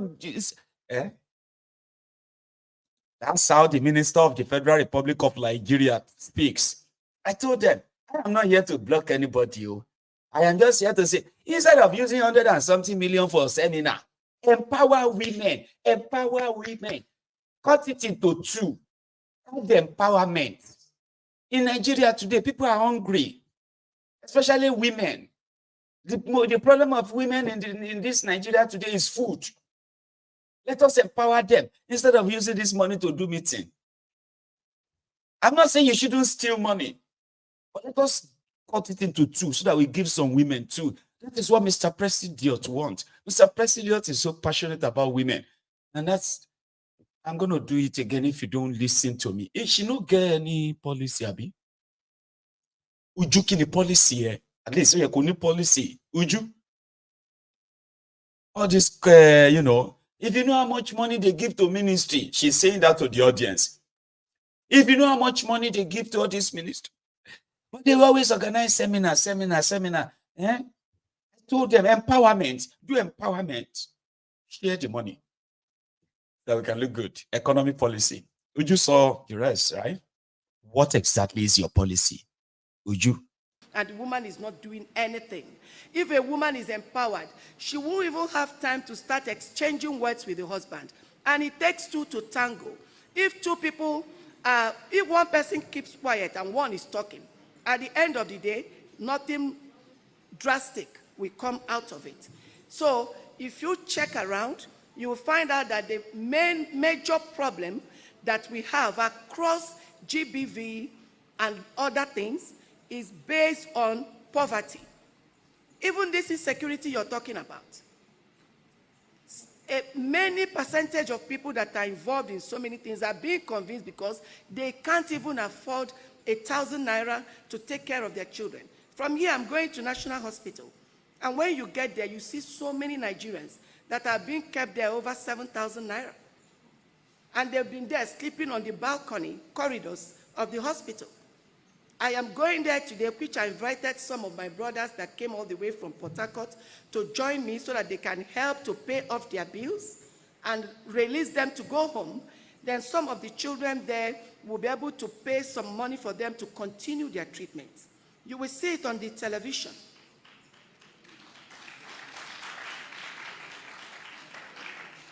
The poverty level is a pathetic thing. That anybody that tries to be selfish, all Nigerians should face that person.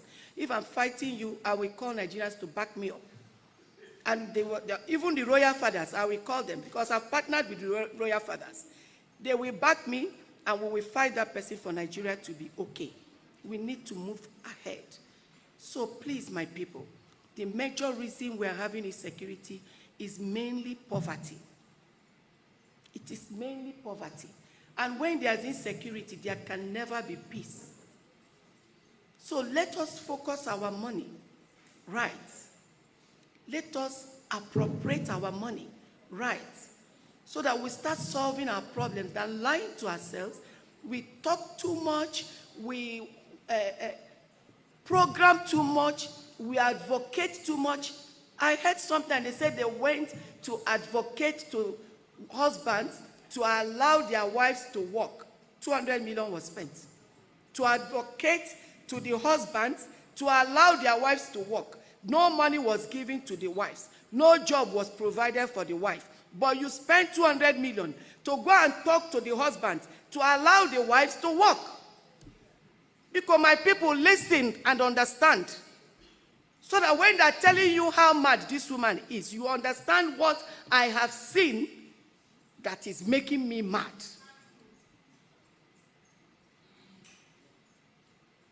That husband you're talking to, have you given the wife a job and he said she will not do it? Like I keep saying, forgive me. Thank you, everyone. The great youth of Nigeria. Great. Great. Great. Great. Great. Great. Great. Great. Great. Greatest, yo.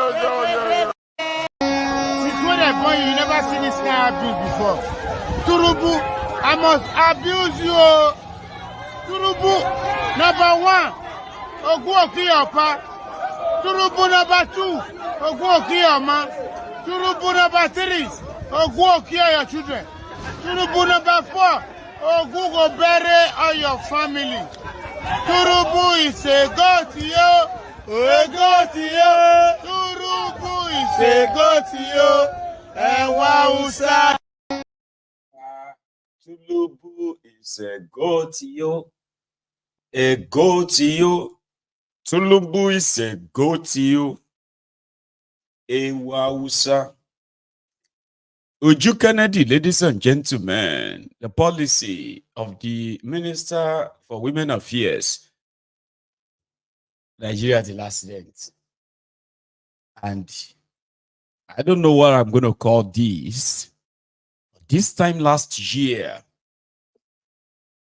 we were just recovering from the shock that Tifnumbu attempted to go and attack Niger Republic because of France being kicked out of the country.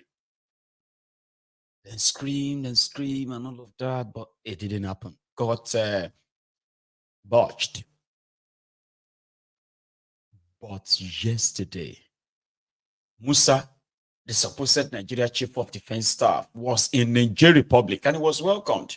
Even had a guard of honor for him. They were there to talk about security collaboration. I have no idea why he's there, but yeah. So it's because of the increasing influx of the Fulani terrorists and other terrorists in the Sahel crossing over to Nigeria. If I say Niger Republic, just tell them, say, if you go Nigeria, they go Nigeria. No stop. If you stop here in a fight. So Nigeria has come back there to say, hey, come on. I don't understand everything he said, but I saw him then. I'm like, okay, big brother.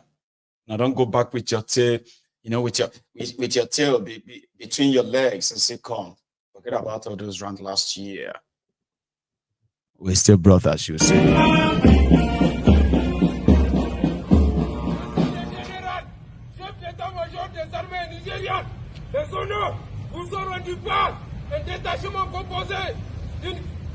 De la musique principale des forces armées nigériennes, de section d'honneur du bataillon parachutiste, aux autres du lieutenant Niger Babakar, chef de peloton, 3e compagnie parachutiste, et de voir mon général.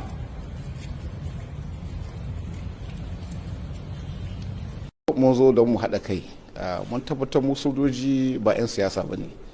Aikin da muke yi na tsaro ne, maganganun da muka zo muka yi yau, inda za mu haɗa kai mu ƙara tsaron kasashenmu guda biyu. Mun san cewa Nigeria da Niger 'yan uwa ne. Tun ba yau ba muna aiki tare, muna hulɗa tare, muna training tare. To shine muka ga cewa ya kamata an dan dade ba mu samu zo mu yi magana tare ba, mun tabbatar cewa wannan magana da muka yi zai sa mu ci gaba da aiki tare. A gaskiya magana ta wuce. Yau yadda muka zauna tun da safe, in ka tuna mun zo tun da safe muka zauna, maganganun da muka yi mun duba duk abubuwan da suka faru tun daga da har yau, tun daga shekaran da ya wuce zuwa yau. Muka ga kuma ya kamata mu ci gaba da hulɗa yadda muke yi da. Kafin wannan matsalar ta shigo tsakani da mutane suka zo, aka ɗauki mutane suna so su kawo mana sabani tsakaninmu. To mun ga cewa rashin magana yana sa abun na yaduwa. Shi yasa muka ce yau ya kamata mu zo mu zauna so da mu gane mu juna cewa tsakaninmu babu faɗa tsakaninmu. Akwai mutanen da muka san cewa suna so su kawo mana tashin hankali tsakaninmu. Su a ganin su in akwai tashin hankali abin da suke so kenan. To mu kuma mun san mu ɗaya ne, ba za mu bar su wannan abin ya faru ba. Muna son mu ci gaba da aiki yadda kasashen mu biyu za su samu zaman lafiya. Matsalar tsaro na daga cikin abubuwan da ke cin waɗannan kasashen ko a ƙarya. Haka. A lokacin wannan ziyara ta ko akwai wani shiri da kuke neman yi na haɗin gwiwa domin tunkarar matsalar tsaro da tabbatar wa al'umma na Nijar da Najeriya cewa a yau da Najeriya da Nijar sun haɗe wuri ɗaya domin I'll save you all the stress of what they are saying. It's just kind of telling all of us that they are working together with their Nigerian counterparts to bring peace and all of that. Nonsense. Baba, in the last 4 months, Interpol, all over the world, they have been going after these dear devils, cultists. I think it's called Black Axe. Yeah, Black Axe cultists. Ake. I think that's what you call the Black Axe courts. So they have been looking for them all over the world. I'm not talking about those ones who are just from Nigeria now. I'm talking about from they have raided about 15 countries. And they've arrested over 300 Black Axe cultists all over the world. I don't know if this has anything. The video I'm about to show you now, if it has anything to do with that. It was around the time I was kind of following the story up, following it to, they've been to South Africa, they've been to the UK, they've kind of picked a lot of them up even in Canada and all that. But this guy said, come to think of it, what exactly is the benefit of courtism? You as a Nigerian, in Nigeria, what exactly is that benefit of courtism? Is the benefit that you could get killed, wasted, like you are nothing? I bet this one is a cultist turned evangelist. Ewo gbere gan. Kí la ń tà fúnra wa tá ń price ara wa now. Kí la ń tà fúnra wa tá ń price ara wa.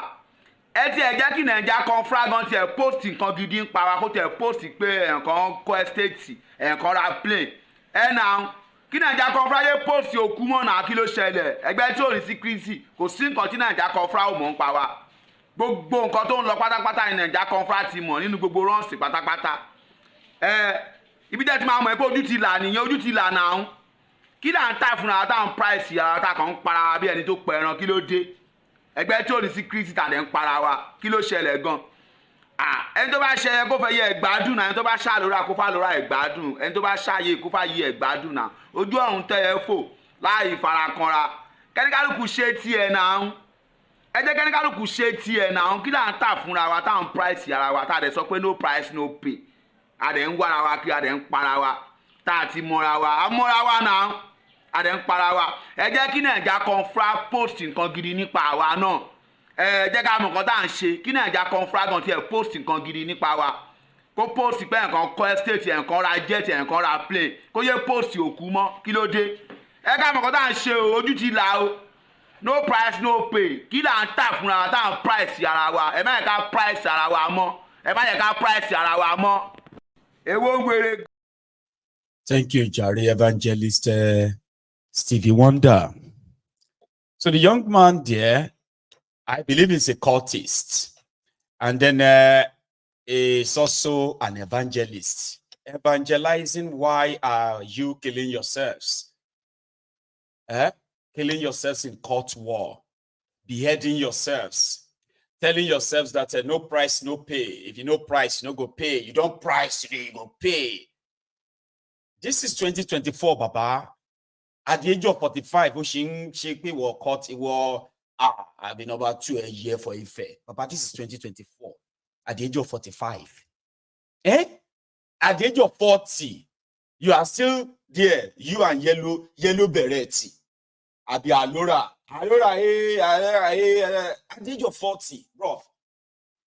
What are you doing with your life for real? So that is what the evangelist is preaching. Nigeria has one of the deadliest group of cultists. And they only have power over themselves. They kill themselves over alcohol. They kill themselves over women. They kill themselves over sports. They kill themselves just like to prove supremacy. Only to still end up wallowing in the abject poverty that the system created. Waste life. So if any of you have anything at all to kind of reason, right? Una be deadliest cultists in Nigeria. Yet, kidnappers, terrorists, and they chase your papa, chase your mama out of their, from their farms, from their villages. Yet, una no fit put together all these resources, form an army, and call yourself the court army of libertadors. Or rather, they will kill themselves, cut themselves, behead themselves, put the head of human being in a sack, dump it on top of the bridge, just to show that the accounting score. Listen to that, brother. And finally, someone asked this to remind us all that, indeed, if you are still wondering if it is true or not, you are ready, not sliding into dictatorship. You are right, rolling and jumping in a dictatorship, not a democracy. Listen to this, Prof. Very quite unfortunate, because the truth about it is that Nigeria is passing through a very difficult phase. There is lack of tolerance. What we are having is not a democratic government. What we are having is civilian dictatorship in all phases. Everybody in any area that you are in control of politically, you try to be anarchic. And that is the unfortunate development. That particular thing you are seeing is a political intimidation. How dare you challenge the victory? I put that victory in question mark. How dare you challenge the victory of the governor? And as far as they are concerned, the governor is the Alpha and Omega. A person whose word must be obeyed, whose political action must be obeyed. Somebody who can speak and no other person can say no. He is His Excellency.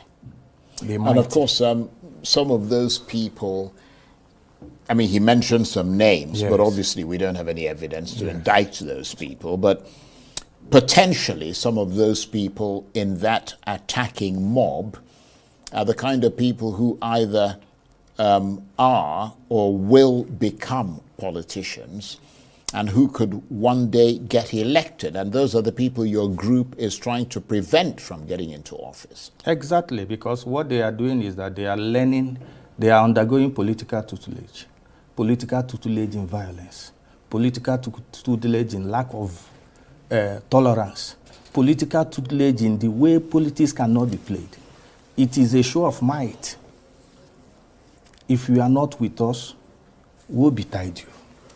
That is the time. And it paints a grim picture. That is what we are trying to do. We have looked at it from left, from right, and we say that something must be done. We can't keep quiet. This is not a case of if you can't beat them, you join them. No. We will keep on fighting. So tell us in that regard about COPDEM, which is the Coalition for the Protection of Democracy. I understand it's a sort of political action group. Yes, it is a political action group. You know, COPDEM was formed when we started seeing the way things are going, and when we decided to, and told ourselves, look, we must take our destiny into our hands. And we decided to come together. And the COPDEM was as a result of, you know, before then, there was the Obidient movement. And, well, presumably there still is the Obidient movement. Yes, yes. And we came together, about 46 group of them, and so many. We came together, decided to form this COPDEM. And as the name implies, it is the Coalition for the Protection of Democracy, because we are afraid that democracy is dying. What we are having is no longer democracy. If you go out and you ask children, what are you, the people will tell you, there is loss of hope. But COPDEM is here to preach hope, to keep on fighting and striving to see whether it is still possible for us in our own particular way to bring about change. It is that particular... Let's be poor. Breathe. Don't suffocate them. We have that responsibility.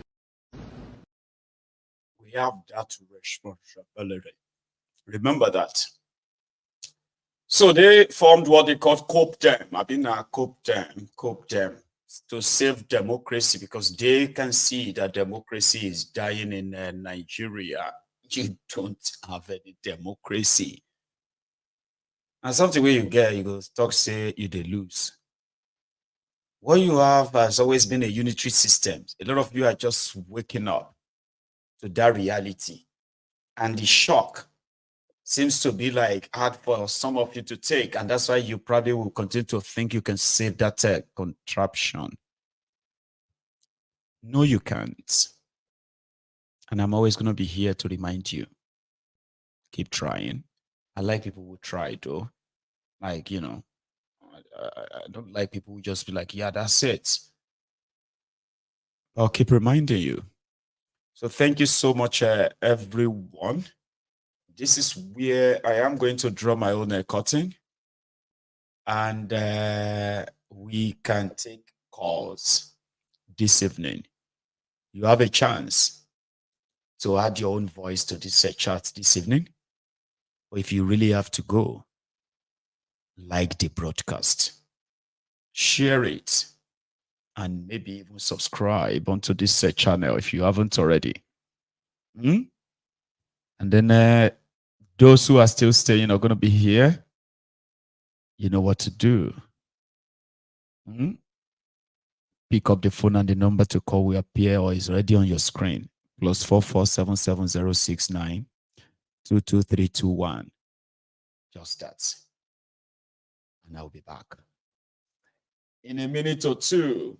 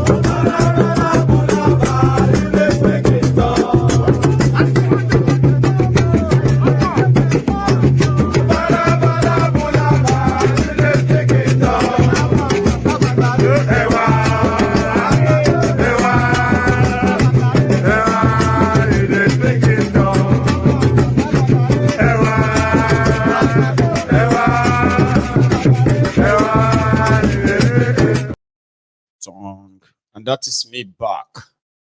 See, it's a quick one. I have my first caller tonight. Hello. Hello, Maigun Baba. How are you today again? Lafia kalau ya kake. Lafia kalau alhamdulillah. Yaya mata, yaya aiki. Aiki lafiya, mata lafiya, amma aiki kwana biyu babu aiki. Mandala, alhamdulillah. Kwana biyu babu aiki. Mandala. Aiki. So, no. Kwana biyu, I say kwana biyu babu aiki. 2 days no work. I said recover first. For you. Thank God. I dey recover first. Bless you. I just had my surgery last week Thursday, so I'm on recovery mode right now. Okay, recovery. Yeah, that's why I've been here lately. That's why I've been calling it lately.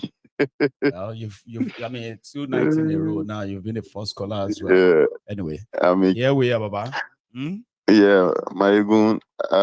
You see, that is what the contraption is causing. The lady that was talking, Tony, called poison and Igbo. Poison. Called poison Yoruba and Benin. Well, I no go blame her, and at the same time, we alone share because now waiting APC, Tifnubu and in gang, now waiting they carry come where we say all of them don't buy be that. You know. And if you are living abroad and you still have that kind of mindset, you still have that kind of thinking in you. I mean, you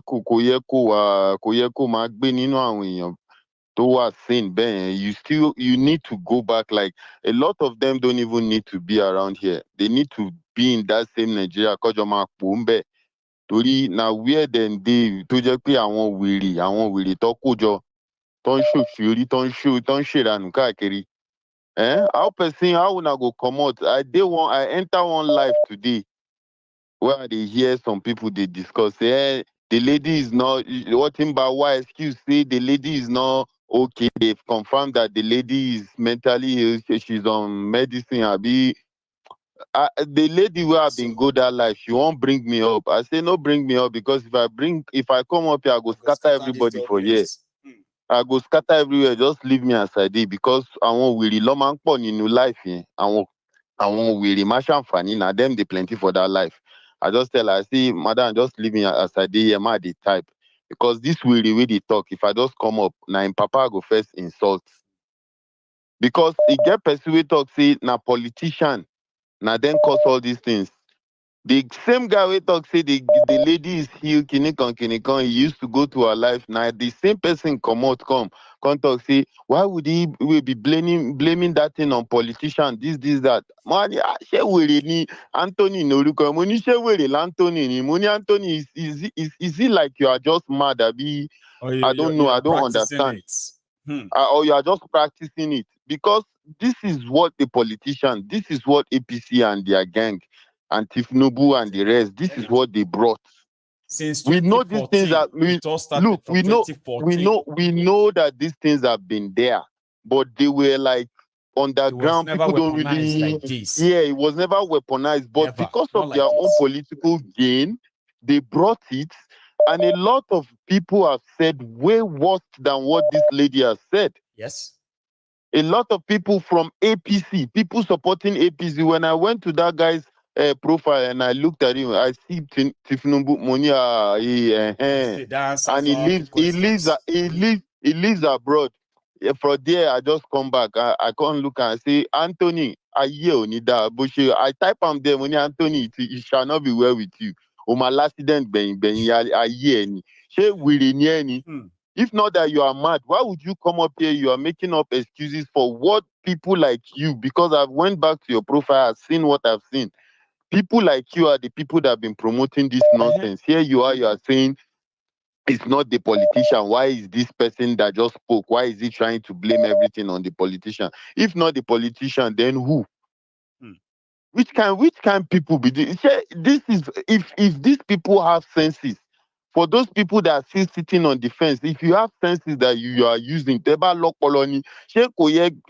of you to understand that this Nigeria, they are just forcing it to make it one. You get everybody, make everybody packing kaya they go. I mean, when I told you, remember when I told people then that the danger that the Ronukus represent is beyond whatever political gain they are going to make from this tribal, ethnic incitement and hatred and here and there. I said they might make you think hating the Igbos is all this is all about, but you will discover that it will tear you and your families apart. It will create an everlasting, destroyed families. Then I started giving the instance. I said, if you are an Igbo person watching Mayegun, and somehow you tune in and you hear me talking about the Ronukus, firing them and the rest of them, and somehow you think, I am doing so because I love you so much. So I said it on this, but I said, you must be deluded to think like that, because I am speaking directly to the bigots from my own tribe and my race. They are seeing the enemies that they want them to see, right? But when the politics is dead, what about families, intermarried families, the children produced from all these marriages, these unions? What would be their lot with the narrative these guys are pushing? So when they are done with what they want you to believe now, the Igbos, then they come back to those of you who think you are untouchable. And it didn't take long, Ahmed, before they started saying, if your mama, your papa no be Yoruba, you are third class, fourth class, fifth class, 10th class in Yoruba land. So I said, there is nothing like trying to pander to the Igbos. Igbos does not need anybody's pity. They should be able to fight their battle. They've proved it many times. Speaking out against bigot from your tribe is to actually protect whatever is left of that your heritage too, because bigots who are bigoted because of politics, they will destroy everything, including family lines, and they're already doing it. Go on, Ahmed. But Mayegun, you see, like I said, like for my TikTok, most of my followers on my TikTok, they are from the north, and most of them are soldiers from the north, because of some kind of videos that I made that went viral sometimes back, and like they were sharing it in their groups. The military were like sharing it in their, because I was speaking for them things that they cannot come on social media to say. So they were posting that probably some of their officers can even see it, and probably, some things can change, but which they are not even changing. But I told them, look, and we used to have discussion on that group. I said, look, let me tell you this thing. Even Aminu Kano said it. He said, Anche Nigeria kasa daya, amma fa kowa da gidan ubansa, ko kuma kowa ya san gidan ubansa, which means they said Nigeria one country, but everybody, father, everybody knows his father's house. You understand? We all know where we come from. Make anybody no condi tell you now, say these people. I made an instance for them. I said, look, you people from the north, you are more closer than people from Niger.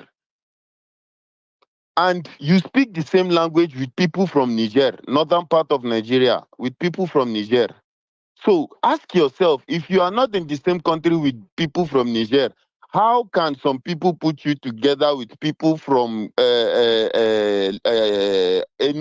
Abia, and tell you to be in one country, and your sense cannot tell you that they are forcing you to be together?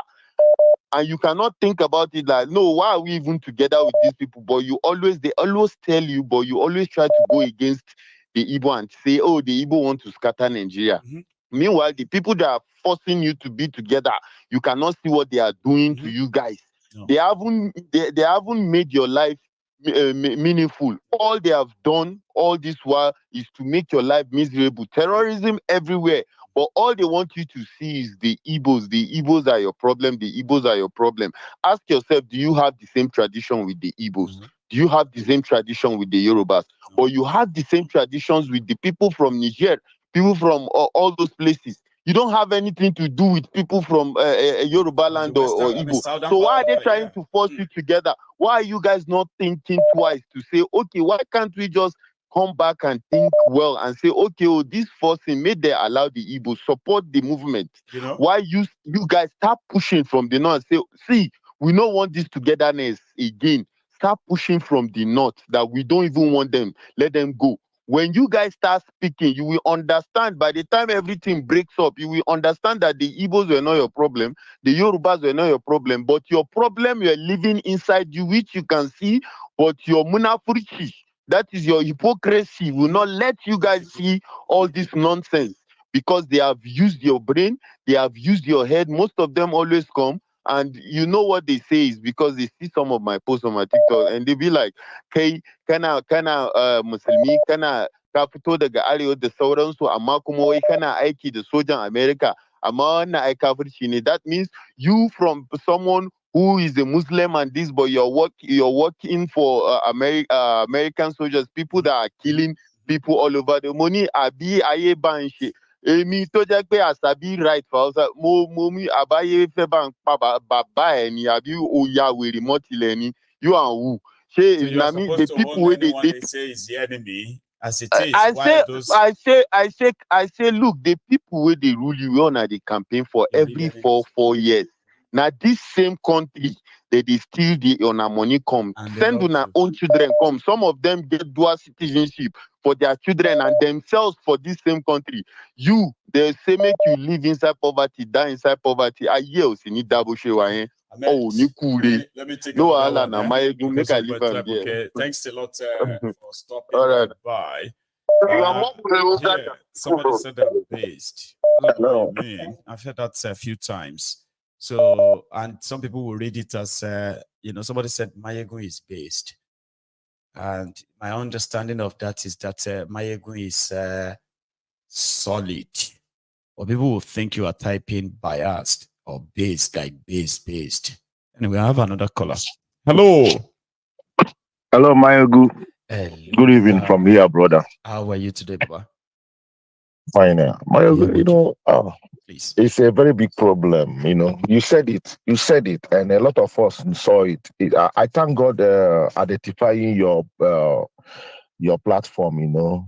I've formed like a bulletproof. I've covered myself. I cannot be tempted to push myself to react that way the woman reacted. Ethnic inciting for that bullshit, because we all know where the people that are benefiting from it, and there are the people that wanted it to be like that way, So, but when, like the videos you played, we are all human beings. It's only a tree. You will say, "I will kill." The tree will stand there the next day. You come and cut it down. But this thing is getting too much. When when you say Igbo, Yoruba, Hausa. APC have achieved a very dangerous route that I'm seeing xenophobia. I'm seeing it because it's getting out of hand. We are like people in abroad. There are people who actually are being energized on all sides, right? Yeah. Telling themselves that they are right. You will see those who agrees, right, with the professed attacks or whatever it is on Yorubas who are Igbos, right? They'll say, yes, now, what do you expect? We have kept quiet all this while. We are just fighting back. There are those who are like that. There are those also misguided Runukus who are telling themselves that let it start so that we can start. And it's all spreading everywhere because APC, exactly how they wanted it. APC Tinubu brought in. Yes. Had achieved two things. Have achieved two things. Standard is getting there. Buhari achieved by letting the world know that Nigeria citizens are gullible. Yes. Nigeria, we cannot even protect our territory. They can come in and take our resources without nobody talking. No riots, no protests, nothing. That's what Buhari achieved. Tinubu now came to achieve the most deadliest one among the poor people, among the citizens of Nigeria, by hating, for them, they want us to hate ourselves. Yes. And then look at the Bini, this Edo election. Believe me, this thing is for about 2 weeks now. This madness that has to do with this Edo election, a lot. It's because of it. It's because of it. Because I've not heard Igbo and Bini talking like this before. I've not heard Yoruba and Igbo talking like this before. But look at the height of it now. Look at where it's going. Every day, every minute. The only thing that will save you is to not go on social media at all. If you did, I watched one documentary yesterday about how Ahmadu Bello was killed. The guy that narrated that thing skipped a lot of things. He removed a lot of things. He didn't put the interview Ahmadu Bello had with British. He now brought out the 5 Igbo names. That they are the one that plotted the coup. So these 5 people are the one that did it in Lagos, they did it in the north, and they did it everywhere. So see where they are going. See where they are going, and look at the result now. People will not. Nobody's free now. Nobody's free. It's dangerous. It's dangerous because dangerous level, and that's what will happen. You know what Barack Obama said in his words, right? He says something like, you can possibly, right, win an election by dividing the people. But you can't rule a country by keeping them divided. Because you see the people you divided to win, to get into power. When you get to power, you will discover that it's going to be so tough and harder to bring them together. Again. This Nigeria that you are seeing, Baba, do you really think anybody can bring them together anymore? No. But Nigeria is gone. See? Nigeria is gone. Let's not forget about Nigeria. Nigeria is gone because me personally, upon everything I'm seeing and everything I'm hearing, when I see some things, I don't go to Igbo name comments. I go to Yoruba and Hausa comment to see the negative thing. I'm expecting negativity from them. So it's already there. It's about gone. That one, MOG. You are not the only person who does that. Let me tell you something. A lot of us here, we've been doing it subconsciously, but I'm glad you mentioned that, right? It's gone. It's gone. To a stage whereby it has gone to a stage whereby if somebody posts anything about Nigeria, the first thing you check is their name. The next thing you're going to go and see, for example, if I'm a Yoruba, if I post something that affects or touches the Igbos, for example, right? Yeah. When you go underneath it, right, you are likely going to see the Northerners, the Yorubas, and their comments. By your mind, your mind as an Igbo person will be to go and read what are the Hausas and the Yorubas reacting to this news. Exactly. This is how a lot of us have been. And sometimes, a lot of people have been incited indirectly, and a lot of us have reacted, even though we have told ourselves that I cannot be deceived like that. I'm glad you mentioned that. But continue. Like sometimes when you don't see those names, you are expecting you begin to see comments like, where are these people? Started calling them. Nigeria is gone. P2B, everybody, they go and all of them should go and sit down. They need to divide this country. And this one they are talking about Igbo, Hausa, Yoruba. That one is also gone because a lot of people are standing up now. All the ethnic groups in Nigeria now. All of that tribal war too. It used to be Hausa, Fulani, Yoruba. So it used to be Hausa, Fulani, Yoruba, and Igbo. Now they have dragged other units into it. Everybody knows that. Everybody wants to get the share of that Nigeria now. Tribal Olympic now. Bigotry Olympics.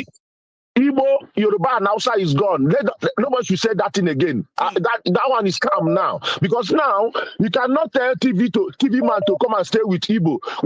Now you cannot tell Rivers man to come and belong to Igbo. Now they are saying they are not Igbo, although they answer Igbo name. You cannot say middlemen to go to Hausa. You cannot say Benin to go to Yoruba. So all those things has gone now. It's gone. It's gone. So they should forget about Nigeria. Thank you so much, my brother. Thank you too. Okay, you have a good one. That's MOG. I have another caller on the line here. Hello. Hello, Mr. Mike. Hello, sir. Is that Odab? Yeah. Yes, yes. Odab. It's me. How are you today, sir? Yeah, I'm not bad. Thank you so much. I saw your paper yesterday. I was like, oh, bless you. That's very kind. Thank you, right? Never mind. Yeah, it's for the job well done, and that you continue to enlighten us and reminding everyone that look, nothing is right. There's something wrong somewhere. Although the people with the money, the Nigerian politicians, will continue with their, propaganda, with all their might to recreate another narrative. Now that they've realized that the division is so obvious now that you can muzzle yourself to become a president by dividing, or to be in power by dividing people. But of course, there's no way you so you now be able to achieve anything with it, really, because essentially for them is about getting what they can get before everything collapses. So at least with that they've secured something for themselves. So these politicians, they will succeed in creating another narrative. That I want you to be rest assured, and everyone to be rest assured with this, because yes, so the money is there for them. And I'll see us now. We are talking about this tribal Olympic or bigotry Olympics, right? Because the institutions in Nigeria has failed to arrest the anomaly. They are behind it. So it's not going anywhere. More and more people are going to be springing up every day, and they're going to be sort of, saying all these vile stuffs, right? And then maybe it will become physical. Soon. Look, it's so nice that you brought that young lady up, that lady that was talking about Nigeria, how things is, and I don't know if you the one that you put on today. That was so well narrated, very nicely. Looking at any young person in Nigeria and say, "Well, you are a young person, you don't know anything, sir." You might be the person who actually know nothing. Because you see, these generations are more enlightened. The funniest thing, go on. Yes, the funniest thing is that the Yoruba Gen Z that has been brainwashed by who is is meant to be a very intelligent person, but because he has been brainwashed, he will see that comment that lady is it's saying that is a Yibo girl now, so it will just disqualify it straight away. That's okay, and then put on the ideas that his own we are Yoruba, so and then there are a lot of Yoruba agency like that as well. I'm not saying everyone like that, but at least the ones that they can read in between the line without having to listen to their grandpa at home or somebody to tell them the stories that where you weren't there, that this thing happened then, this thing happened, that's greatly divided everyone in Nigeria. So that division is so dangerous that it will get worse, right? It will get worse, and the hatred is coming up now, right? So and that's why the more we talk about it as well, right? A lot of people will get to understand how this is so wrong, and it must not be promoted or defended, even if that person is your family member, not even a person from your tribe or your ethnic, whatever it is, right? Even if the person is your family member, once they come out to spew this kind of a bile, there's no point in defending them. Okay, you call them out and you neutralize it. Yeah, but they won't give up. These politicians, they are so. That is how they can remain in power, and this is just few of them. The ones that in the east, they are doing their own against their own people. The one in the north, they are doing their own against their people. The one in Yoruba land are doing their own against their people. So it's just, yeah. So, and then people are so evil. You see, they are born. In fact, if you are, people are evil in Nigeria, honestly, to be honest. And I don't blame them, said that because we produce them it's a almost every frustration. day. Yeah, it's a frustration. Imagine somebody will kill somebody that he want to conjure money because of the blood of somebody by beheading them and then using them. That's a sickness. Or you They are using sick. using my Baba. I don't think I've said this on this program before, right? Until I got to the UK, right? I never took picture breathing, because when I was so little, I was told, if you do not want your picture to be useful to the evil people, you know, those that can take your picture and go and do something. Yes. Every time you take picture, you must hold your breath. Don't breathe. That means it's only your image that is in that photo. Your soul is not there. As a little boy, I was traumatized all my life. That if I wanted to take picture, I'll be like, wait. Baba Maigun, thank you very much for listening. God bless you. And, you have a good one, brother. Thank you so much, everyone. From that, if you haven't liked this broadcast, I advise you to please like it. If you grew up in a Jabu like me, this is not going to be funny to you. It's just going to be like, oh, I remember too. Ogunlaye now. I told you, I lived with those who are indeed proper Yoruba traditionalists, right?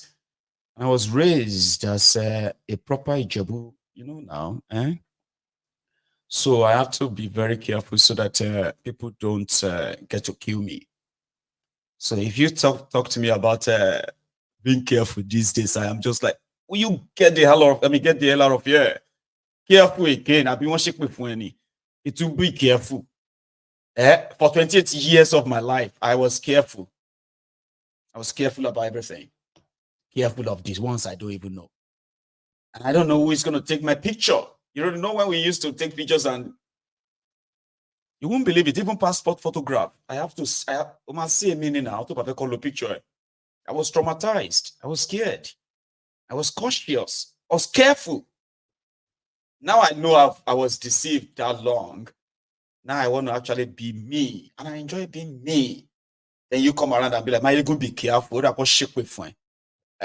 Oh. That's why if you see some of my pictures, man, when I was a little boy, there was nothing like smiling. Because I'm saving my breath from evil people. Which was a lie. Adeiza, did you ever have such experience yourself? How are you doing? I am very well, oh. I actually thought I lost you. I'll just hang on. How are you today, Baba? Yeah, I'm good. Are you? I'm very well, oh. You know, kind of still. Well, go on. Yeah, about the bigotry issue. You know, let me just use that example as a father. You have children, and when one of your children do something wrong, I think you will correct it. Other people will see, and to send a message to others that what this one did is wrong. Understand? And the other ones will never try because they know when they try next time, they will get the punishment that is required.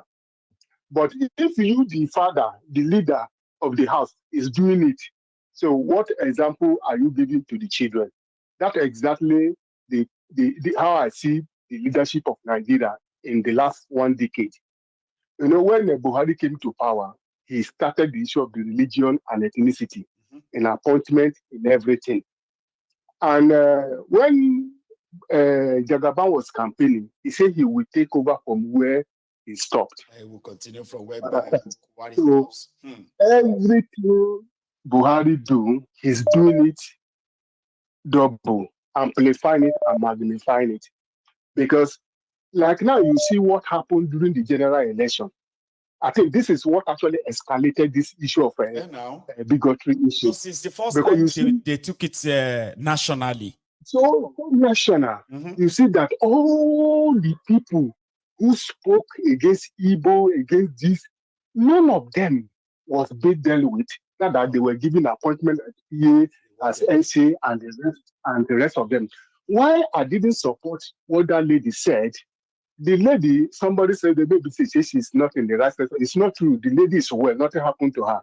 She is trying to get back to those who she thought is trying to intimidate and threaten Igbos. But you say something sometimes ago, there are people who have left Africa, but Africa have not left them. I think that's one of the person I can classify as one of such person, because I know we all condemn that issue of bigotry. That's right. As much as we can do in this platform and the rest. I know many people also are hearing it. They say two wrong cannot make right. No. Understand that other people are seeing persecution of people we know internationally in Nigeria. So doesn't mean say everybody should be doing it right. What I'm trying to say is that the leaders started it, and his followers are now doing it, are taking it to another level. If this lady must be dealt with, said that let it be the last time that an Igbo man will challenge a Yoruba man for what a Yoruba man wants. That's what Bayo Onanuga said. Let this be the last time the Igbos will try it with us again. I'm like, what the heck? He's a special advisor to the president now. Anyway, rewarded. If the lady is to be punished, as they said, let them go back to general election and started picking all of them who have made such allegations, who have made such statements. And this Abike that just woke up this morning now, seeing the writing letter and the National Assembly writing letter and the rest of them. Where were they when others were saying all these things and they were playing with it because it was favoring them? Yes. But now they see that maybe it's not favoring them again. They wanted to attack. Maybe if that lady is not Igbo lady, they will not say anything. No. But because it's Igbo, they still want to persecute her as an Igbo lady. So these are all that. There's a lady in Canada. Remember that time that she said that Lagos State should do something about the Igbos. They come to our land, they do this or that, and she lives in Canada. Remember her on this program? She's still on social media, by the way, right? Despite the fact that she was indeed kind of famous at the time, there was no request or anything to get her punished, and she's still out there among those who are the Ronukus today. So, go on. Secondly, the issue, I know there are three essential ingredients of leadership. A leader, either a religious leader or secular leader, must have the humility that is required as a leader. He must have clarity. Where are you going? What vision do you have? How can we help you translate your vision into reality? And you must have courage to do the unusual thing. But when you look at all those things, they don't have all those things in their life at all. All they just want to do, all of them have come to UK or other part of Europe for school, for everything. They have houses, they have children here. But they never learn good lessons of how to transform the economy, have good road, have water, have light, have uninterrupted social amenities in all the places. Rather, what they learn is how to steal the fund. I think I look at, we have problem in Nigeria, the problem of leadership and also the followership, because most of these people have not been held accountable over a long period. They now see it as a culture. And by the time we begin to hold them accountable, state by state, state that, if you have a state, let's say Niger State, all the local government team up and say, our governor, we want you to account for what you have been doing. And if he cannot account and they excommunicate him out of that community, out of that city, I'm telling you, it will teach other people lesson. So we have not been doing it, and they have seen it as a kind of culture. And they are doing more and more every day. People are dying every day. Road accidents, sickness, all manner of things, hunger. Understand? So I think our people need to really wake up. If we are waiting for, like that lady said, nobody is coming to save anybody. There's nobody. Not even the religious leader. No. You are saying something about Adebo yesterday. Most time when you speak about both of these religious leaders, those who are far, they don't know what these leaders are doing in the darkness that people doesn't know. Do anybody know that Adebo's son go and collect contract from Kaduna State government? You will never know. never know that. I told my friend I was talking with a friend today, right? And I said, you know, Lagos State, right, is in Yoruba land. And we have the Ronukus who believes that some people want to take the Lagos State away from Tifnumbu and his family. And they will now use the Yoruba as a cover to say they want to take Yoruba land in, as they will say. I said, you see, the day they will break into that Alausa, when Tifnumbu and gang will be powerless, a lot of you will discover that from the children of Emir, Sultan, Obi of Onitsha, Oba of Ediso, Oba of Dato, you will realize how much of their children, including your top clerics, Islamic pastor, you will see how many of them that are regular contractors for Tifnumbu's APC in Lagos. And you'll be shocked at how much of those projects they never done them. Yeah. And that is why you'll be surprised and see, you see, that's why you'll be surprised and see a lot of people who are like outside Lagos, they will speak glowingly of Tifnumbu. And you wait inside Lagos will be wondering, which Lagos are they talking about? This one or which other one? Because a lot of them are contractors of government, like Adeboye's son. 8.2 billion naira. Like to round it up, because I told that other people can also speak. Yeah. When he was saying that, do you know, most of these religious leaders in the night they go and call all those governors to seek one help or the other. Some of their children, they help them to sponsor them, to give them scholarship and the rest of them. I'm just saying this is what happening to them. When he was saying that Nigeria has a spiritual problem, it is not. It's my main problem. You know why? See, as a leader, he has a church. I think I learned that he suspended one of his members recently regarding this guy that died. I don't know what they say the guy did. Maybe he didn't show enough kind of this is when that guy died in plane crash. That because of that they do party for his wife and so they suspended him. Much remorse and all that stuff. I see. Yes. No. He has pastor that works with him. Let's say one of his pastors go and commit what is called adultery now. Won't he punish him? He will punish him, or he embezzle money. He will punish him, suspend him, either even terminate the appointment as a pastor. But in Nigeria circle, all the people who have been stealing from Pabiole and the rest of them, even Tinubu himself, you know, if EFCC have done his job, he cannot even be qualified. He should be to be in jail now, not even to become a president. Because it is the same EFCC that say it has a multi-dimensional kind of corruption. The Nigerian newspaper carried it out some times ago during Nuhu Ribadu. Nuhu Ribadu that became the special assistant and I don't know what they call him. NLC. So he make a very strong statement against Tinubu there. The people carry it, journalists brought it out. Is the most dangerous, as well as the most greediest, corrupt politician he ever investigated. That's what he said. Good.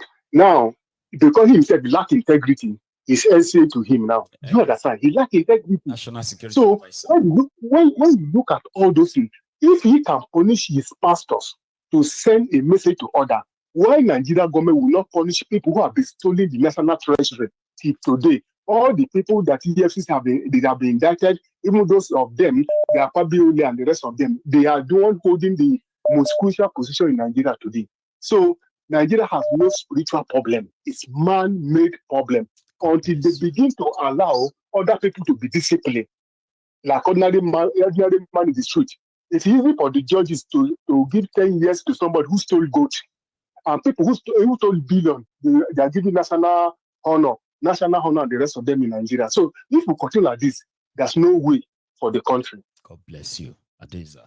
Thank you, my brother. For that, we are almost rounding up. We have just about 25 minutes to go. That's the most.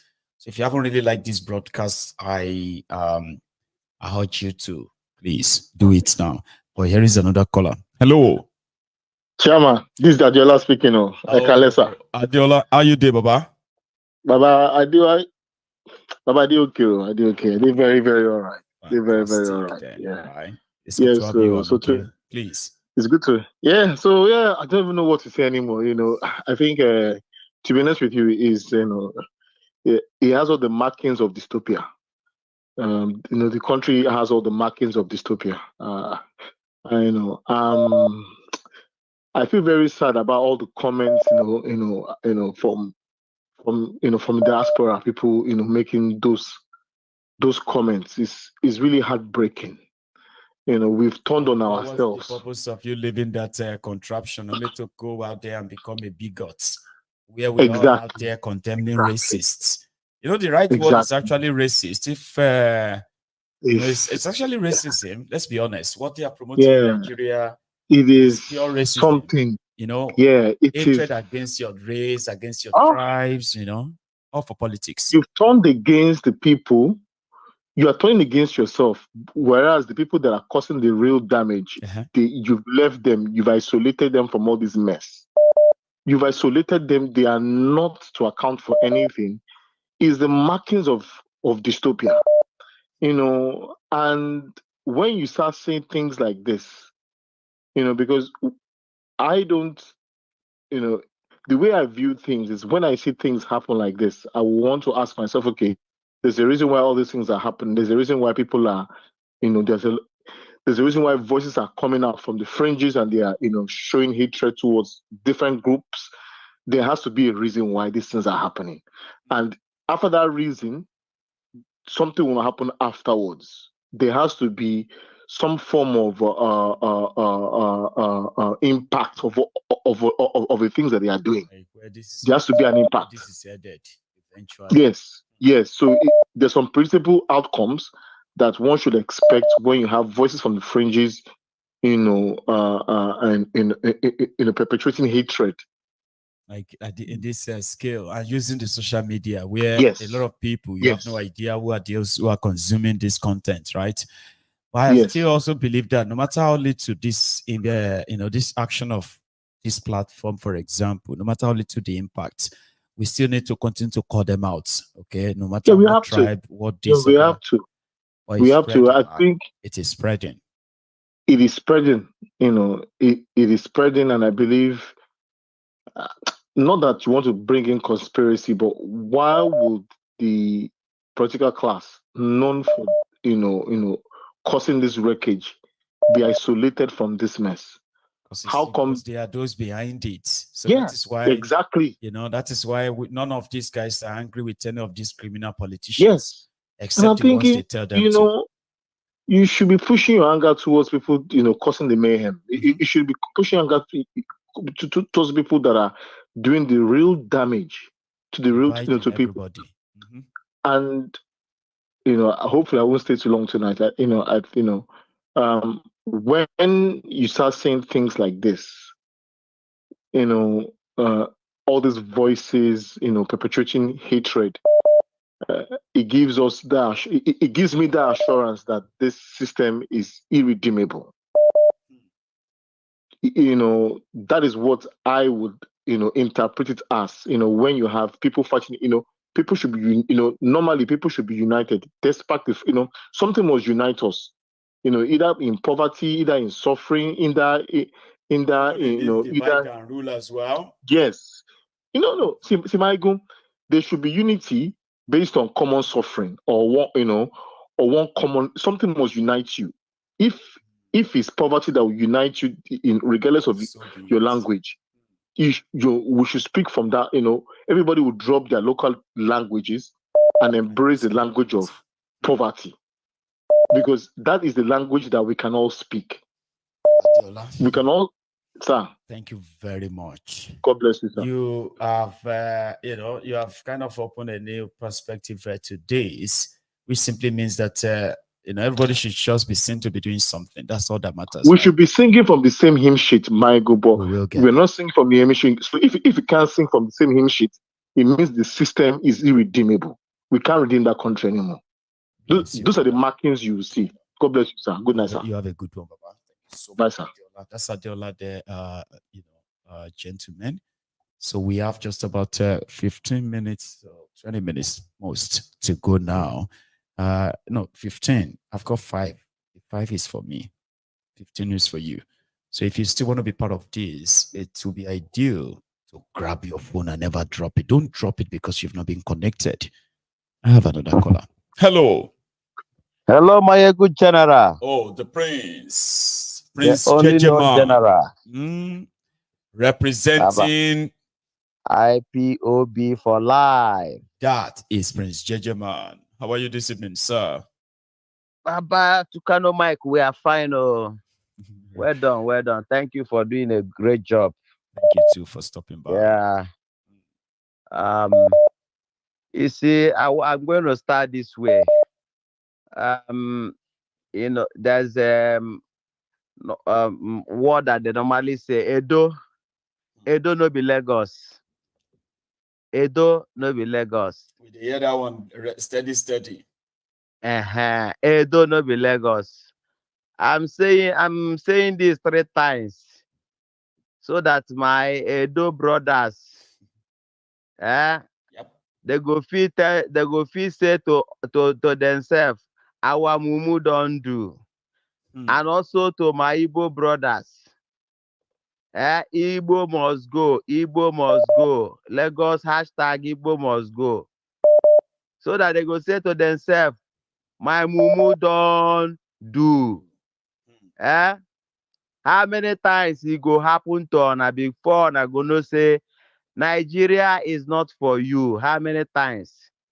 How many times would they tell you that Nigeria is not for you? That was a sorry there, right? Yes, Papa. You see, how many times would they tell you before you know that Nigeria is not for you? Now they never leave you. They have left you behind. Photo, not be juju be that. Photo. The prince. Yes, Baba. We must call evil evil, no matter which angle is coming from. No matter the kind of agbada and the suit is wearing. Evil is evil. What that woman in Canada Amaka said was, Sombaja. yes, evil, yes, what she said, Amaka was her name. What she said is evil, is an abomination. That kind of word shouldn't come out of the mouth of somebody that calls himself an Igbo person. Anywhere she is, she should be ashamed of herself, ashamed of her family. She should. Because Igbo people goes everywhere, not only in Nigeria, around the whole world. And you have an adage I used to say, Ebonye biko na wachi. When we go to a place, we make sure we contribute to that community, especially when that community is beneficial to us. That's how Igbos operate. And we make that place our home.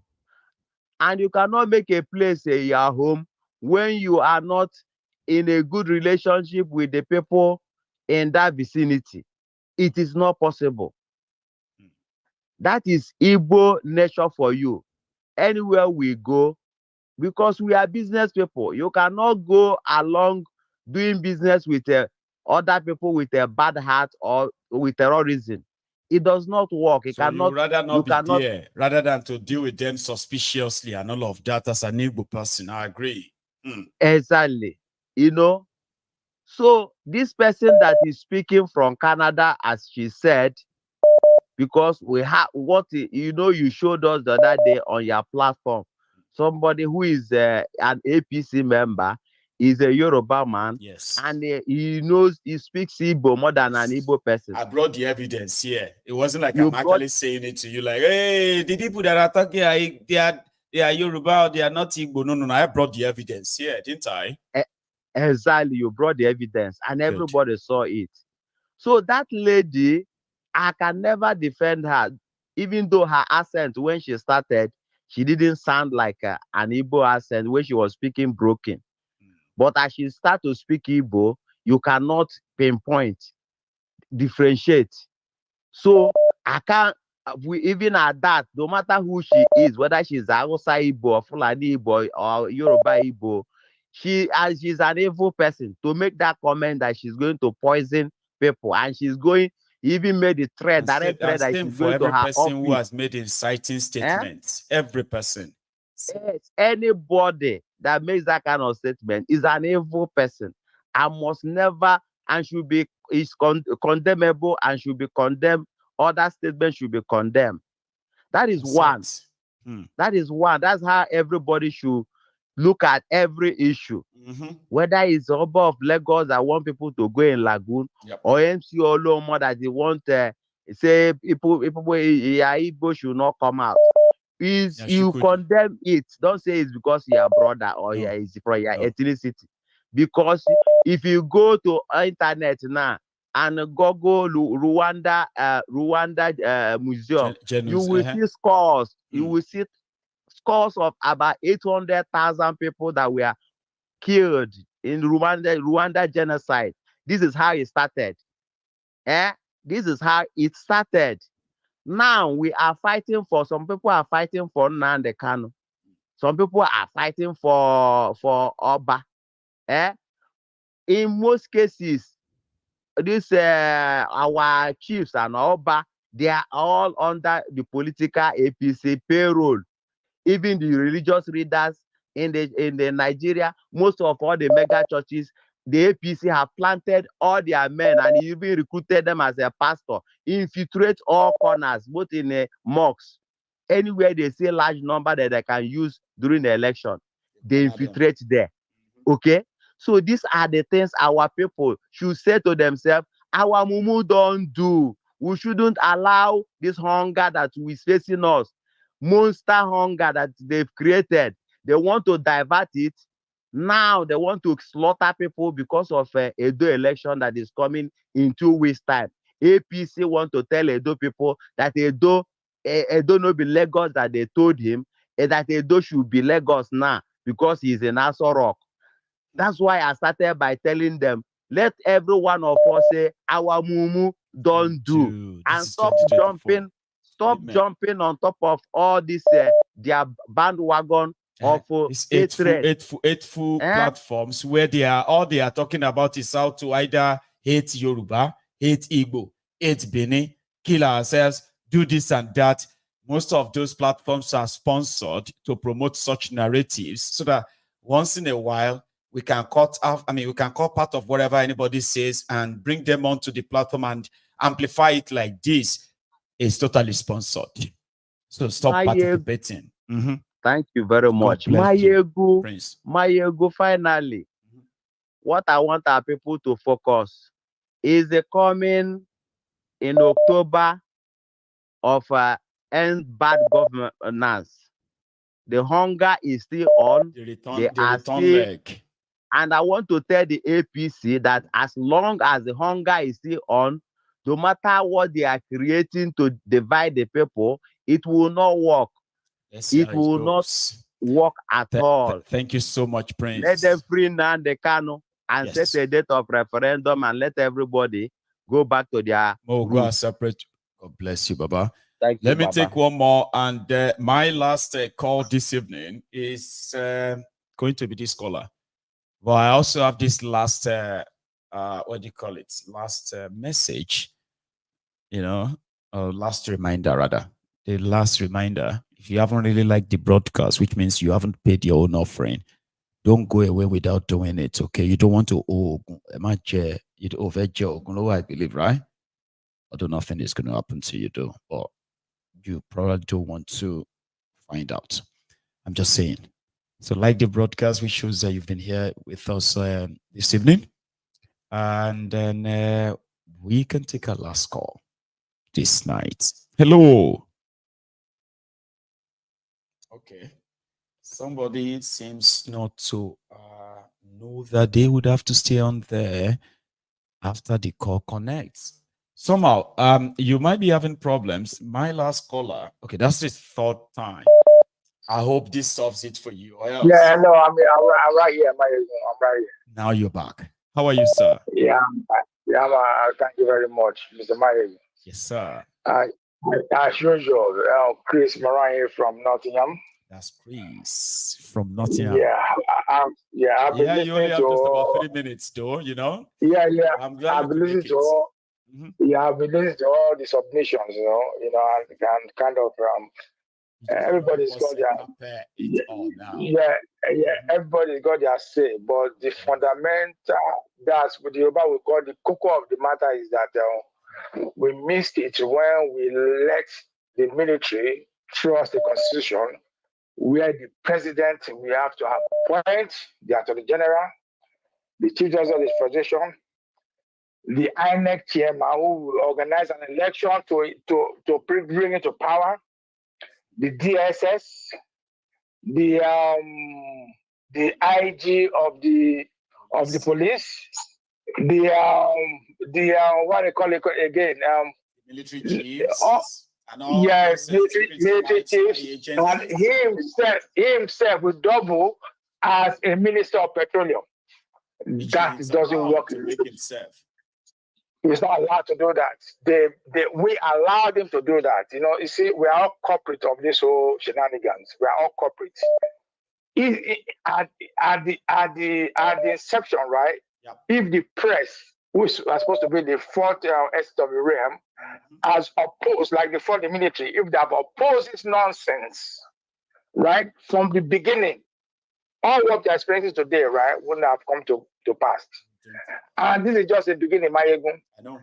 And the people in power today, the people who made themselves to rule over us today, right? There's no way they're going to let go because it's too juicy for them to let go. So, you see, you remember when the NSAS, the bad governance, something want to start, right? When I said it's dead on arrival, everybody on your program, right, attacked me. Because you were not saying it nicely, you were so much so dismissive. And that was the right time then. But yeah, it's so painful that you were right. You know, you have to be brutal. Yeah, Mayegun, you have to be brutal because it's only in Nigeria that somebody will say that they are giving a notice to a government to want to protest. It never happened anywhere in the world. How can you give notice to protest? It doesn't make sense. So it will show you that the APC, they are very good at their game. They organize that. I think, right? That you see, I don't want to say too much. Tell me what you think. Don't worry. Come on. You've always been so free with your thoughts. Go ahead. And people are going to disagree with you. So come on, tell us what you think. Years ago, I used to watch TVC, right? Right. And there's this guy in TVC that called something Otitoju. Is it Dele Otitoju or something Otitoju? Yes, I remember him. Yes. And when I started watching that program, right, I discovered a symmetric, right, in that program, right? When the guy lied that when Solomon La was wife was assassinated, right, that he was there. And that the son organized it. A week later, right, the guy came to apologize that he's very sorry. He said he was the one that went to the Malam. The Malam confessed to him. It was all lies. And before the election, before Buhari came to power, right, he was among the people that was strongly behind Buhari. Yes. And then, right, don't forget the guys are very good at Hausas. And most of the Northerners, right, they listen to TVC instead of Channels Television or Arise Television.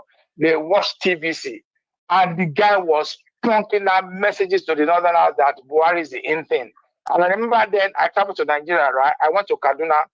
I was talking to a child of 10 years old, right? I said, why do you want Buhari to become president of Nigeria? He said, because Buhari is not corrupt. That was their general belief. And guess what? Buhari became the most corrupt president we ever had in Nigeria. That's right. That's right. You know what I'm saying? So I think this thing that you see, whatever is happening in Nigeria today, right? I think it's the fault of the elite. Where were we when they threw a constitution at us, right? That made the president the most powerful person in the world. That made a president, right, to appoint the person that we elect him to become president, the person that we adjudicate him, and the person that will adjudicate him, right? Because if they argue with him that it's not the president that the way they sit at his trial is the one that will appoint all of them. It doesn't make sense. No.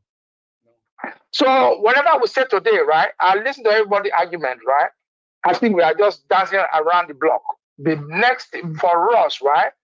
The next thing that can save Nigeria, right, is to reorganize our judiciary and our legal system. Some people who believe that Nigeria could still be saved are saying that, oh, you need judicial reform, you need electoral reform. If you can get these two right, you can go ahead and do political reform. The question is, who is going to do the reforms? You know where I believe, right, that judicial reform will help Nigeria. Okay. We keep on copying the wrong thing. We copy the constitution with the people, which is a United Nations nonsense. And when they say this thing, right? How can a judiciary, right? How can a president appoint the chief judge of the federation? It doesn't make sense. The president can never add. But the way they did it, let me say this, Chris, right? The way they did it, they called the body NJC, National Judicial Council. So they are the ones that recommend names of judges to the president. I mean, like, formally, sure you get. But we all know that's not how it works, right? So the NJC recommended a Shala Court judge, right, to become a chief justice of the federation. Tanko technicality. That's it. That was the next chief justice.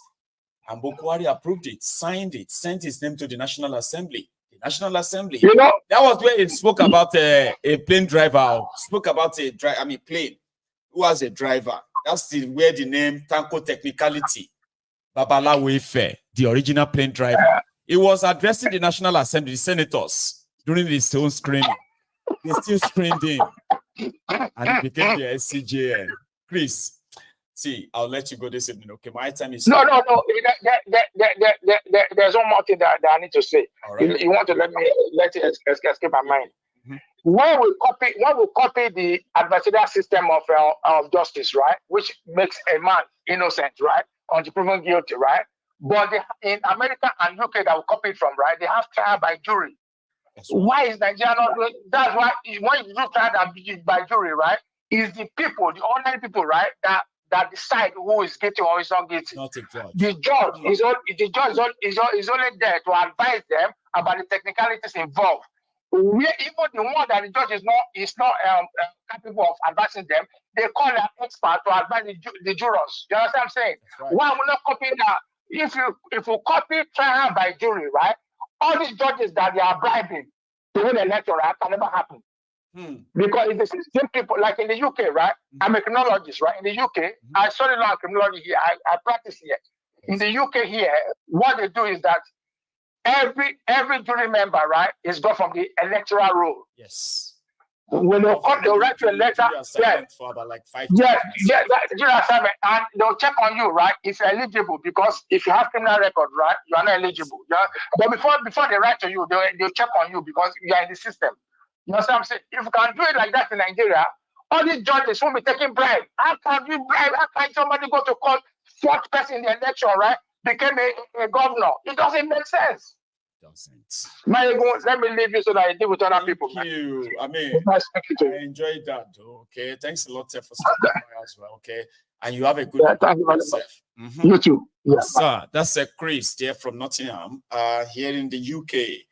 And on that note, we will draw the curtain this evening. Thank you so much for joining me. And then if you have forgotten to pay your own offering, which is like this broadcast, please do, right? And then going also forward, I think that's it. I just wanted to say hello to African Wahala. I know you are still there in Dublin. You are supposed to be with our own General Secretary, the Yoruba Union General Secretary, but I think they are in Galway, the upper part of Ireland. And same for Oluwo, my man. He left Glasgow this morning. Others left yesterday. Others left day before yesterday as well. So Olowo left yesterday. He's in London on his way back to Ohio in the US. All these men, they came for the Yoruba Union Summit for 3 days here in Glasgow. I think I'm beginning to miss all of you. Is that normal? I know. We'll see ourselves anytime soon, though, right? Yomi Totu is back to Houston after spending about 4 days with us here. 4 days to 5 days. Again, I'm beginning to look outside my window there and be like, oh, there's nobody in the next room. It's all right. We shall see again, won't we? Thanks a lot for spending your evening with me once again. Enjoy the rest of it if you still have much left before you go to bed. Share this, and indeed, if you joined us later, right, you can watch this from the start again. Or if you have been here all night, go to bed. I will see you tomorrow. Good night.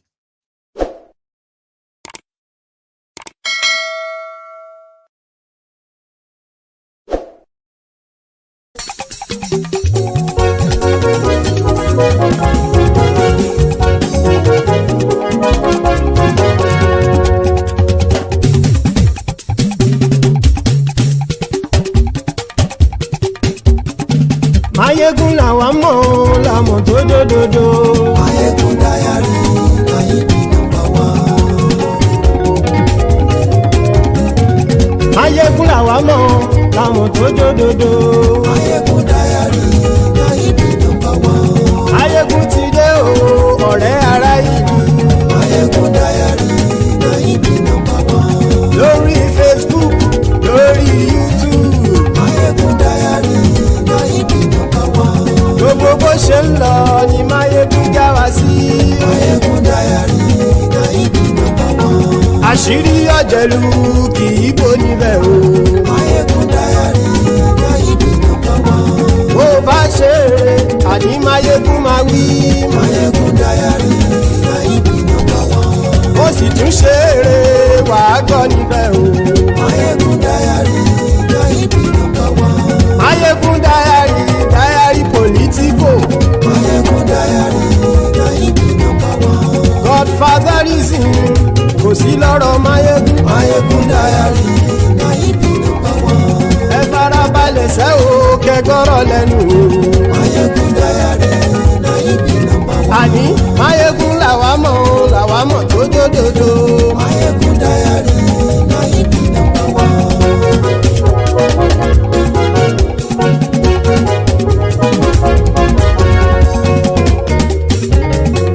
Àní ẹ̀sùn rákì. Mayegun ti dé. Mayegun ti dé. Ọ̀jẹ̀lú ẹ̀sùn rákì. Mayegun ti dé. Àní ẹ̀sùn rákì. Mayegun ti dé. Lórí Facebook. Mayegun ti dé. Àní ẹ̀sùn rákì. Mayegun ti dé. Lórí YouTube. Mayegun ti dé. Àní ẹ̀sùn rákì. Mayegun ti dé. Bọ́ bàbá gbé wúrẹ́. Mayegun máa wí. Àní ẹ̀sùn rákì. Mayegun ti dé. Ijó ìgbádìyẹ. Mayegun máa wí. Àní ẹ̀sùn rákì. Mayegun ti dé. Pẹ̀sìdó bá rúfin o. Mayegun máa wí. Àní ẹ̀sùn rákì. Mayegun ti dé. Kí gómìnà kówó jẹ. Mayegun máa wí. Àní ẹ̀sùn rákì. Mayegun ti dé. Ọlọ́pàá ti ń gba rìbá. Mayegun máa wí. Àní ẹ̀sùn rákì. Mayegun ti dé. Aṣòfin tí ń rúfin o. Mayegun máa wí. Àní ẹ̀sùn rákì. Mayegun ti dé. Òpùrọ́ olóṣèlú. Mayegun máa wí. Àní ẹ̀sùn rákì. Mayegun ti dé. Ọ̀jẹ̀lú ẹ̀sùn rákì. Mayegun ti dé. Àní ẹ̀sùn rákì. Mayegun ti dé.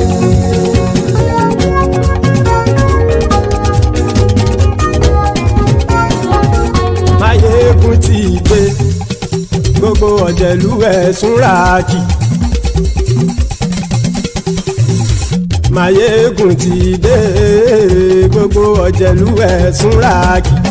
Ṣùgbọ́n ní bá ti ṣe èyí tó yẹ kí wọ́n ṣe, ọmọ bá dèrò ní fi wọ́n níran o. Mayegun ti dé. Gbogbo ọ̀jẹ̀lú ẹ̀sùn rákì. Máyégún ti dé gbogbo ọ̀jẹ̀lú ẹ̀ súra kì ṣùgbọ́n ní bá ti ṣe yìí tó yẹ kí wọ́n ṣe ọmọ bá dẹ́rọ̀ ò ní fi wọ́n níran. Wọ́n fowó bẹ́ẹ̀ o Máyégún ó sọ pé wọ́n ò bẹ́ẹ̀ bẹ́ẹ̀. Wọ́n fowó bẹ́ẹ̀ Máyégún ó sọ pé wọ́n ò bẹ́ẹ̀ bẹ́ẹ̀. Oníkanṣá ti ṣe yìí tó yẹ kí wọ́n ṣe fáwọn ará ìlú tó gbé wọn débẹ̀ o àyè. Máyégún ti dé gbogbo ọ̀jẹ̀lú ẹ̀ súra kì. Máyégún ti dé gbogbo ọ̀jẹ̀lú ẹ̀ súra kì. Ṣùgbọ́n ní bá ti ṣe yìí tó yẹ kí wọ́n ṣe ọmọ bá dẹ́rọ̀ ò ní fi wọ́n níran. Kì máa yí ṣe eré ọ̀rọ̀ yìí kì í ṣe ẹ̀fẹ̀. Kì máa yí ṣe eré ọ̀rọ̀ yìí kì í ṣe ẹ̀fẹ̀. Ẹni bá ti lè lẹ́bọ̀ lẹ́rù o ọmọ bá dèrò kàṣàyè tú wọn síta. Máyégún ti dé gbogbo ọ̀jẹ̀lú ẹ̀ súra kì. Máyégún ti dé gbogbo ọ̀jẹ̀lú ẹ̀ súra kì. Ṣùgbọ́n ní bá ti ṣe yìí tó yẹ kí wọ́n ṣe ọmọ bá dẹ́rọ̀ ò ní fi wọ́n níran. Tẹnitẹni ọmọ Máyégún ọ̀rẹ́ ara ìlú mọ̀mọ́ ni mo fọlọ́hún ṣọ́ ẹ̀ bá kìlẹ́bù. Lóòótọ́ olódodo ìlú ọ̀tá ìlú mọ̀mọ́ ni ìwọ ṣá máa ń ṣọ́ra kò sì mọ́ bẹ̀rù. Bọ́tà ń lè rí bóníṣègùn lé káwọn mọ̀mọ́ fi ṣera wọn ni ó ti dẹrùn tí wọn ò gbọ́dọ̀ sè mọ́bẹ̀. Èèpo ọ̀bọ lọmọ bá dérò tàjẹ́ ò gbọ́dọ̀ jẹ́ ó ti dọba lórí àbínú ẹni kò sì mọ́ bùyà. Àìsíwọ́lu ní ẹnìkẹ́ ìgbódì ẹyin lábàrá o ó kó ẹni tó bá dán o àkàmù. Máyégún ti dé gbogbo ọ̀jẹ̀lú ẹ̀ túnra kì. Máyégún ti dé gbogbo ọ̀jẹ̀lú ẹ̀ túnra kì o. Ẹni bá ti ṣe yìí tó yẹ kí wọ́n ṣe ọmọ bá dèrò òní fi wọ́n níran o. Máyégún ti dé gbogbo ọ̀jẹ̀lú ẹ̀ súra kì. Máyégún ti dé gbogbo ọ̀jẹ̀lú ẹ̀ súra kì. Ṣùgbọ́n ní bá ti ṣe yìí tó yẹ kí wọ́n ṣe ọmọ bá dẹ́rọ̀ ò ní fi wọ́n níran.